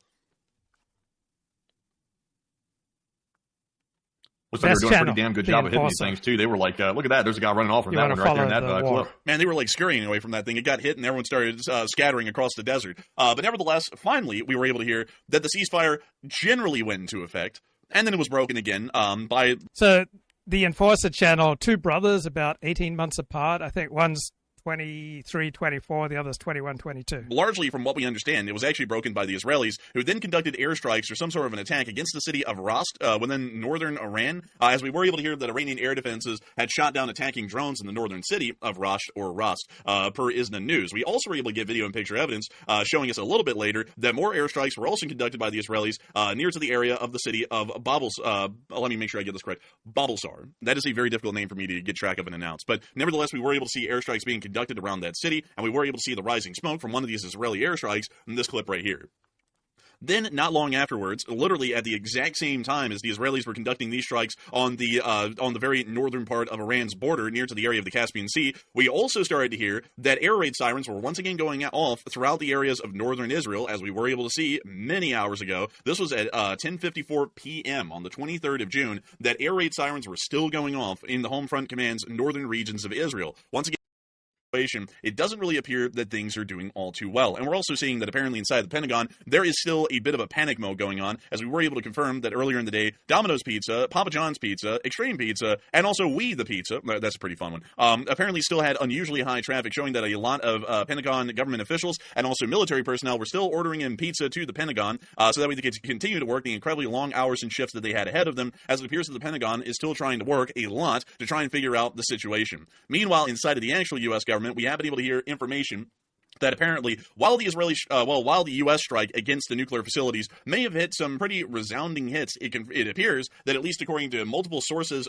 pertaining to the matter, that there may have not been as significant damage to the nuclear program as we believed. It doesn't appear that the nuclear program has been suspended indefinitely. It appears that it may have only been suspended for about a half year, as we are assuming at this point that some Iranian abilities to enrich uranium and also to attempt to produce nuclear weaponry may have only been stymied for about 4 to 6 months at this point, meaning that once that 4 to 6 month period concludes, the Iranians will most likely have their nuclear research and development program back on its feet and will be working towards the production of a nuclear weapon again. It is quite clear at this point that the attacks by the United States of America and the hasty and rapid ceasefire attempt hasn't really achieved much of anything, and even more so, it's now starting to appear a little bit more obvious, even by U.S. intelligence sources within the government, that there was not really... So who's going to be able to resupply more quickly and effectively, all right, Israel or Iran? Will it be the United States coming to the aid of Israel primarily, or will China be coming to the aid of Iran? A successful attack that truly knocked out Iran's nuclear weapons and research program indefinitely. It appears that it may only be a temporary setback for the Iranians. We've also been able to hear that the U.S. has warned the Iranians to not approach their nuclear facilities at Fordow and Isfahan, where apparently, according to the United States, there is... All right, where else do you get this consistent granular detail about the war? All right, this channel is called The Enforcer. Two blokes, early 20s, seem to have military background, I think. Best channel to follow the Ukraine war, the Israel war, breaking news, right? They're pro-American, right, but they don't talk about domestic politics. Uranium under the ruins. According to information that we have from Con News, Israeli and U.S. intelligence is monitoring these locations. And they've got an X account, and it's worth following the accounts that they retweet. But we're also getting a completely different story from probably the best third-party source that we could get on the condition of the enriched uranium, which has generally gone missing from what we understand inside of Iran. So once again, remind everyone, since we are largely covering this information at the moment, there's around 400 kilograms of 60% enriched uranium which would clearly indicate that there was a significant amount of enriched uranium inside the facilities that had been deposited over the surrounding areas as a result of the strikes. That is also confirming, from what we can tell, at least at the information at the moment, that the uranium actually was moved by the Iranians, and the Iranians were not lying about that information. There is 60% fuel-enriched grade uranium still sitting out there somewhere inside the Islamic Republic of Iran. We do not know where it is at the moment, at least it is what we know right now, and it could be literally anywhere. We generally understand, however, that the chances of it being outside the Islamic Republic of Iran is a little low. We have not been able to hear that the People's Republic of China took possession of the uranium, and we've also not been able to see any Chinese flights with transponders on that appear to have flown into Iranian territory since the statement has been made by the Iranian government that they're going to be continuing their nuclear weapons program. But if North Korea wants to send nuclear warhead to Iran, right, what could Israel or the United States do about it? And they are actually recovering their uranium from their secure sites, wherever those may be, and getting possession of it again to start working towards restarting their nuclear weapons program. So it is also notice as well that even though the United States government officially is disputing the fact of whether or not the nuclear sites were destroyed completely or not, the U.S. government is not disputing the fact that the uranium is completely missing. That's one thing they have not disputed. And we did see the trucks lined up in front of Fordow the other day on satellite footage. They appear to be taking something out like we talked about last night on stream. And also, there's been no contamination reported in the city of Qom, which is right next to Fordow. So, like the enforcer said, all signs signs line up to, the Iranians got the material out. It's somewhere. Maybe China took it. Maybe Iran hid it in another secret facility. We simply don't know. But the U.S., Israel, and pretty much everybody involved does agree that the uranium is gone, and nobody knows really where it's at. I wonder if the Israelis have any intelligence that we're not aware of about where the whereabouts of the uranium went, because it's a bit crazy that nobody tracked those trucks leaving the facility, and nobody has a clue where it went. It seems a bit fishy to me, like maybe they know something we don't, but, it's just a guessing game at this point. And I see some people trying to challenge the validity of this information, but I want to make this as clear as possible. There are different sources saying different things at the moment, and so far, from what we've seen, practically everyone on the planet right now is generally saying that the uranium has gone missing and that it was not destroyed, and it does appear that the Iranians can start up the nuclear program again soon. The only people who are saying otherwise is the President of the United States and the Secretary of Defense. Literally everyone else, including a neutral third party, the IAEA chief, Grossi, and I want to also show this really quickly for some people who are trying to say that our news coverage is entirely slanted with some sort of political bias. The director of the IAEA, Grossi, who is currently the guy who is in charge of the International Atomic Energy Agency, which is a part of the United Nations, made this statement to Fox News, not CNN. So this was reported by Fox News, or at least his direct statements to Fox earlier today. He has said, and this is about the most neutral third-party statement that we could get so far, that enriched uranium could not be located following the U.S. military strikes, meaning that it is not at Fordo, it's not at Isfahan, it's not in Natanz, or any of the facilities that were hit. It is somewhere else inside the country, and we do not know where it is at the moment. So it does appear that at the moment, we do not know where the enriched uranium has actually ended up, which is now starting to become a little bit concerning, especially considering that at least publicly, the Iranian government is making it somewhat clear, and it appears that many intelligence officials inside the U.S. government and elsewhere, even in Israel, are also making it quite clear that it does appear that the Iranians may have only been set back by a couple of months. That can be viewed as a success in its own way, that we've been able to set the nuclear program back by a couple of months, but we haven't been able to stop the development of a nuclear weapon whatsoever inside the Islamic Republic of Iran. We've only pushed back the time where it would take for them to be able to create and use a nuclear weapon, but we have not been able to stop it completely, meaning that while we've done a good job initially, the job is still not yet done, and there's still more to do to ensure that the Islamic Republic of Iran will not possess a nuclear weapon at any point in the future. But still, beyond that, we have also been able to hear that the Israelis have stated that they now believe that there are undeclared nuclear sites or facilities that are still active, but the country has no information about their location, possibly suggesting... So they just now discovered the fact that there's some secret nuclear sites that they weren't aware of. Honestly, I'll say this. Israel is our ally, but at the same time, though, I really find it hard to believe that Israel just discovered some secret nuclear sites, because they probably knew this before, and now they're just simply saying it. And I'm not saying that Israel's trying to set us up, because I know some people are going to be jumping to that conclusion that, Israel's just like releasing this now so that way the U.S. has to go back to war with Iran. That's not the reason why they're doing it, but they're releasing this to the public. I'm sure the U.S. already knew about it behind the scenes as well, but this basically leaves the door right back open once again to potentially have to intervene inside of Iran once more, because these facilities, allegedly, according to what the Israelis are saying, have active centrifuges in some of them. We're not clear exactly how large the equipment is or what type of equipment it is, but we're told that maybe a centrifuge is located in one of these secret facilities. And how does Israel even know they exist if they don't even know what the location? I'm like, it seems like they're holding back info for some reason. That is something that it does seem a little bit suspicious to me, I will say. And I also find that a little bit weird that Israel would withhold that information and then also say, we know there's undeclared nuclear facilities, but we don't even know where they are. That generally is like saying, we know that that's like the police saying, we know that there's a crime being committed, but we don't know where it is, and we don't know what kind of crime it is, but we know that there's a crime being committed somewhere in the city. It's like, well, then you don't even know what it is. You're just saying something to say it. So it appears that at least at the moment, the Israeli intelligence is not much to go off of, rather than them saying, there's something out there somewhere. We don't know where it is or what it is, but we think it might be this. So not really a lot to work off of, at least there. Still, generally, at least from what we can tell at the moment, while the U.S. strikes were generally successful in causing a significant amount of damage to the Fordo and Natanz uranium enrichment facilities, as well as the Isfahan research facility, it also doesn't appear that the strike has been entirely successful and actually knocking out the uranium enrichment abilities of the Islamic Republic of Iran for them to take that 400 kilograms of 60% enriched uranium and then turn it into 400 kilograms of 90% enriched uranium, which would actually be at a weapons grade and allow them to complete their dreams of creating a nuclear weapon of mass destruction that can be used to target countries within the Middle East and eventually to produce a ballistic missile or some sort of an ICBM large enough and capable enough to actually reach the United States. It appears that those objectives have not really been reached at the moment, showing that there may be more to do, at least from this point on. Nevertheless, it does appear that a lot of people are talking about that at the moment. And Matthew, what are people thinking about that, and what are you thinking about it as well? Okay, so we're asking a question here about the entire situation with the breakdown of the ceasefire between Iran and Israel and the timeline about how that went down. And once again, it's very confusing. So, I tried to cover it in the short video. The enforcer covered it pretty well as well on the stream here, but I can understand why some people are still a little bit lost. So the question is, Israel launched huge attacks on Tehran just before the ceasefire went into effect, and then Iran breached the ceasefire in technicality, and they actually breached it. They were the first ones to do so. And what are your thoughts? So about 29% said Iran is at fault for the ceasefire failure, while 18% said Israel's the one at fault, and 42% said it's a mix of both Iran and Israel being at fault for causing the ceasefire to fall apart. Now, in my opinion, Israel made a bad move by attacking Tehran with these massive munitions right before the ceasefire went into effect. That was a bad move. Israel attacked Tehran with ground-shaking munitions, and they were humongous explosions. I think we have the footage here on the stream. We're going to show you all eventually, but it was. So sorry, I've been working out, and that's why I have to keep stepping away from the stream. But let's keep the good times going. Bigger than guys. the ones we've seen previously, Okay. and that was right after they had agreed to a ceasefire. So that was a bad move, a bad way to start things. And then Iran, after that happened, then breached the ceasefire. They were the first ones to actually breach it after it went into effect, and they're the ones who were the first ones to actually breach the real deal. So they were both at fault, in my opinion. That was not a ceasefire, which neither side really wanted. That's why they broke it so quick. So it was a pointless ceasefire. I'll be honest with you. It was kind of a cheap political trick, and we're right back to square one right now because they're once again launching drones at each other, and the ceasefire basically doesn't exist anymore. It's just kind of like a lull in hostilities, and they're going to go right back to it probably in a couple of days. So I'm with the 42%. It's kind of a mix of both options. But Enforcer, what say you? I would have to say really quickly, by the way, Mandy, I can't find that footage on our Twitter to show. That's why it's not on our map tonight. It's not showing up on our Twitter main feed. But, but beyond that, I would have to generally say that it is really a mix. I would actually have to say that, as far as I can tell, both sides are responsible for the violation of the ceasefire that's been seen.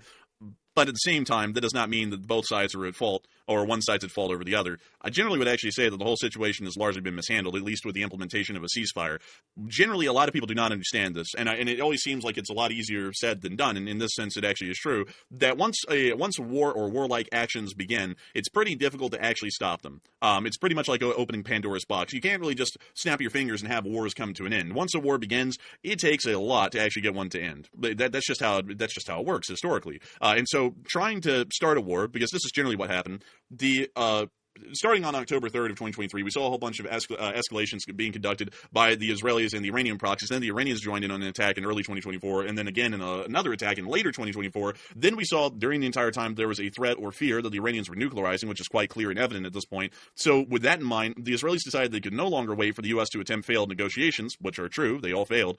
So the Israelis moved on into striking the Iranians directly in an attempt to destroy their nuclear facilities and also wipe out their government. The U.S. then joined. All of this pretty much escalating the situation the entire time. The U.S. then joins in, drops Moabs and Tomahawks on 3 of the most important nuclear facilities inside of Iran, which is the highest level or highest order of escalation that we had seen so far in the conflict. And then literally a day or really 36 hours after that, we try and implement a ceasefire.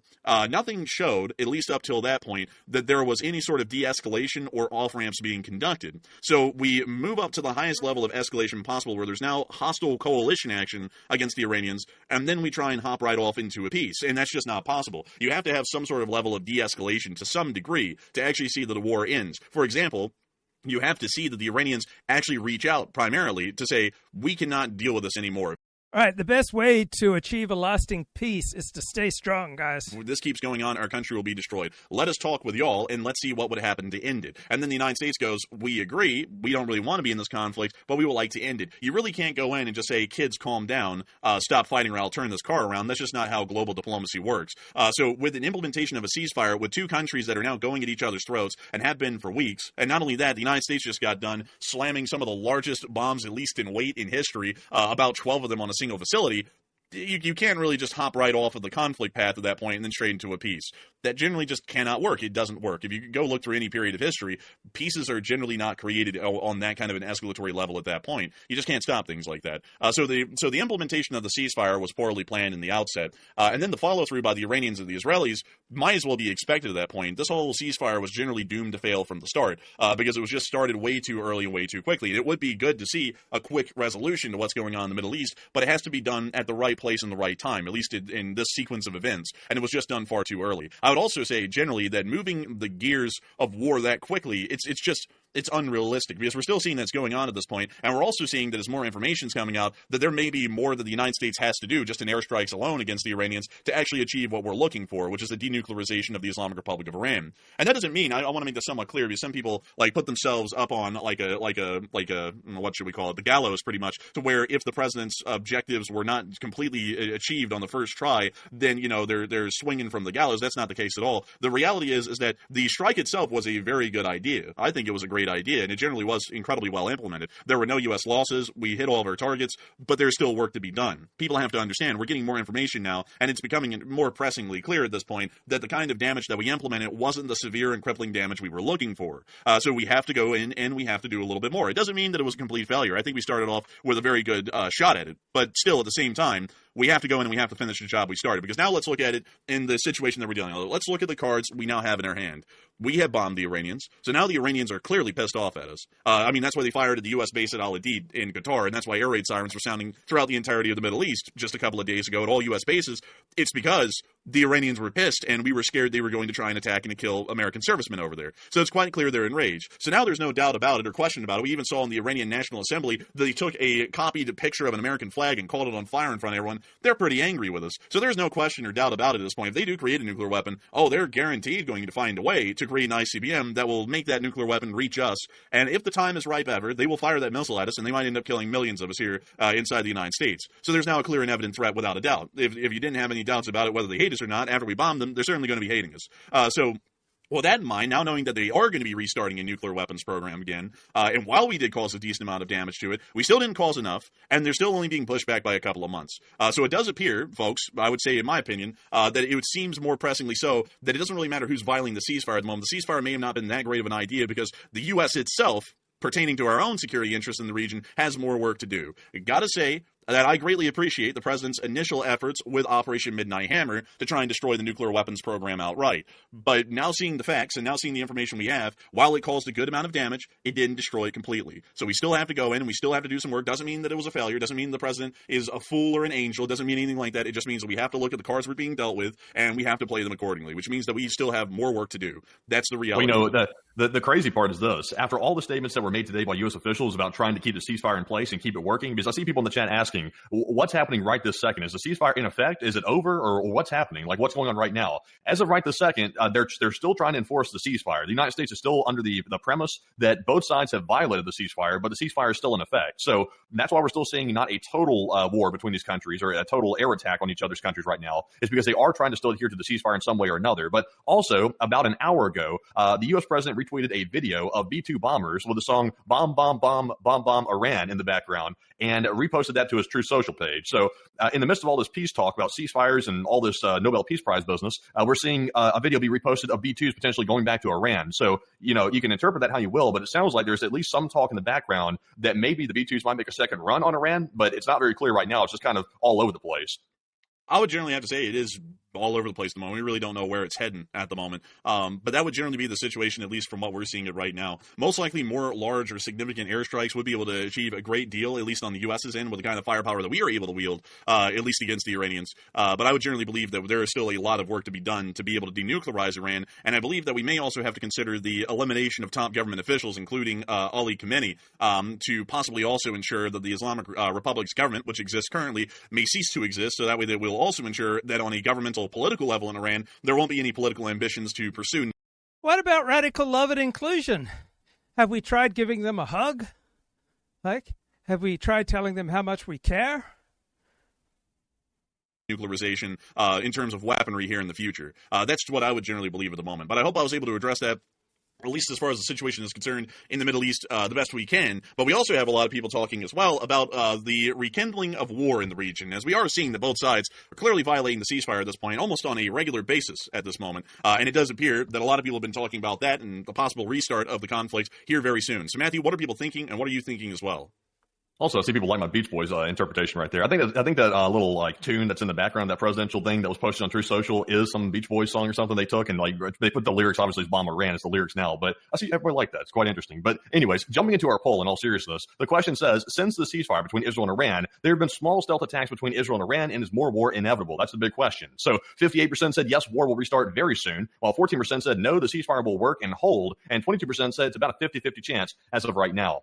And in my opinion, I'm definitely with the 58%. War is coming again. It's certainly not over. Israel's saying they're not done with Iran. So, I mean, that's a pretty clear statement. They're not finished with them yet. So I think they're going to be coming back for a round 2. And it's unclear if the U.S. is going to be involved with it or not. Once you get around the juvenile video that was posted today by the president, it's kind of hard to tell what the actual action is going to be against Iran because without a clear statement, it's kind of speculation up to that point. So I think war is coming back. They're already attacking each other with drones. That's been documented today. So the ceasefire is not holding very well if you even consider it a success at all. But Enforcer, what say you? I would generally have to agree with the near 60% as well. I believe that war will be restarting in the region. Considering that the ceasefire is being violated at this point regularly by the Israelis and the Iranians, it is very obvious that the ceasefire is an incredibly weak one. It was built on a house of cards. It's soon to collapse at this point, and that conflict is going to be returning to the region. That also means that the United States is going to have to figure out what we are doing in the region. There's a lot of diplomatic or foreign policy initiatives at play at this moment with how we are going to respond. But I generally would say that we could also expect, at least here probably within the next few weeks, future U.S. military involvement, most likely through airstrikes once again against the Iranians to try and find, target, and destroy any facilities that may be housing the enriched uranium, or to also ensure that any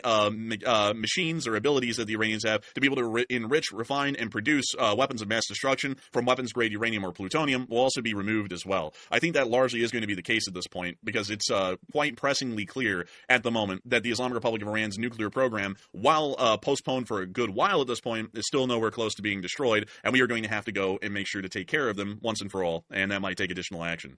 So with that, I hope that does address that well, at least in my opinion. I'm seeing a decent amount of people talking about all kinds of stuff. Someone said, weapons of mass destruction in Iran 2.0. That seems like it's not really a good statement because this is what we're hearing. This is the Iranian foreign minister. The nuclear program will continue. This isn't Iraq, buddy. Like, I just want to make that clear to some people who are saying that. This is not Iraq where they swear up and down prior to the U.S. invasion in 2003 that they do not even have uranium of any kind. And then we found out that there was no uranium in Iraq of any kind. This is Iran. This is a totally different country. This is a country that is openly admitting that they're enriching uranium to a weapons grade. This is a country that when we asked them, would you only enrich to a 60% grade for fuel purposes, they said, no, we will not have any holds or any sort of limitations on what we can enrich, and we will enrich up to 90% if we want to. And there is absolutely no other purpose for the Iranians to deny any limitations to uranium enrichment unless if they were working. So I don't like cringe TV, cringe movies, but there was a cringe movie I just watched was called Friendship, came out in 2024, where a total dork befriends the TV weatherman next door. Dark comedy, cringe comedy. Please watch it. Please tell me what you think. I've also started watching Tires, a politically incorrect comedy on Netflix, the latest season of America's Sweethearts about the Dallas Cowboy cheerleaders. That dropped. That was excellent. But, I mean, the most compelling entertainment of all is this war. On a nuclear weapon. 90% enriched uranium can only be used in the production and use of nuclear weaponry. That makes it entirely clear and obvious. We're not dealing with an Iran 2.0 here. And we're also not dealing with an Iran 2.0 because, believe it or not, if you want to deny it or accept it, there are nuclear uranium enrichment plants like the Natanz plant, which you can clearly see from satellite, and Iran has admitted for years is enriching uranium. So it's not something like Iraq where there's not really a lot of proof or any proof at all when we invaded in 2003, whether they were creating a nuclear weapon or not. There is an unlimited amount of proof and data that is showing that they are creating a nuclear weapon. That is something that is, once again, got to say wildly clearly here, a clear sign that they're working towards a nuclear weapon. I would also say that it's a very clear sign, a much more clear sign, that if they weren't working on a nuclear weapon, why in the world are they so adamant on restarting their nuclear program or enriching uranium inside of their country instead of being like any other country that buys their enriched uranium fuel for their reactors for peaceful purposes from an actual nuclear power, like the People's Republic of China or the Russian Federation or the United Kingdom or France or the United States? Why don't they do that? Why aren't they doing that? It's because they're using those enrichment plants to be able to produce a nuclear weapon of mass destruction.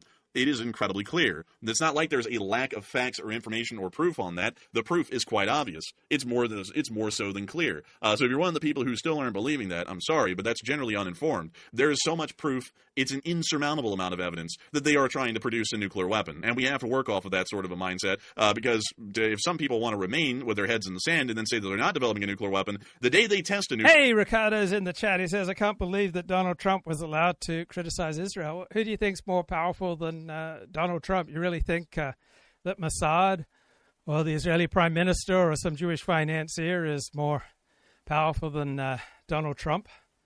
Trump needs to stay in his lane. Why aren't you happy right? A normal American would be happy that a regime that is dedicated to death to America, to a regime that has slaughtered thousands of Americans, has been humiliated, that has been drubbed, that's been reduced, that has had its nuclear and terror and missile capabilities drained, right? A normal American would celebrate that. Now, while I'm 100% emotionally in favor of this war with Iran, rationally, cognitively, I haven't taken a side because there are just too many complications. There are just too many factors. There are just too much that I can't see if this incentivizes Iran to do something horrific.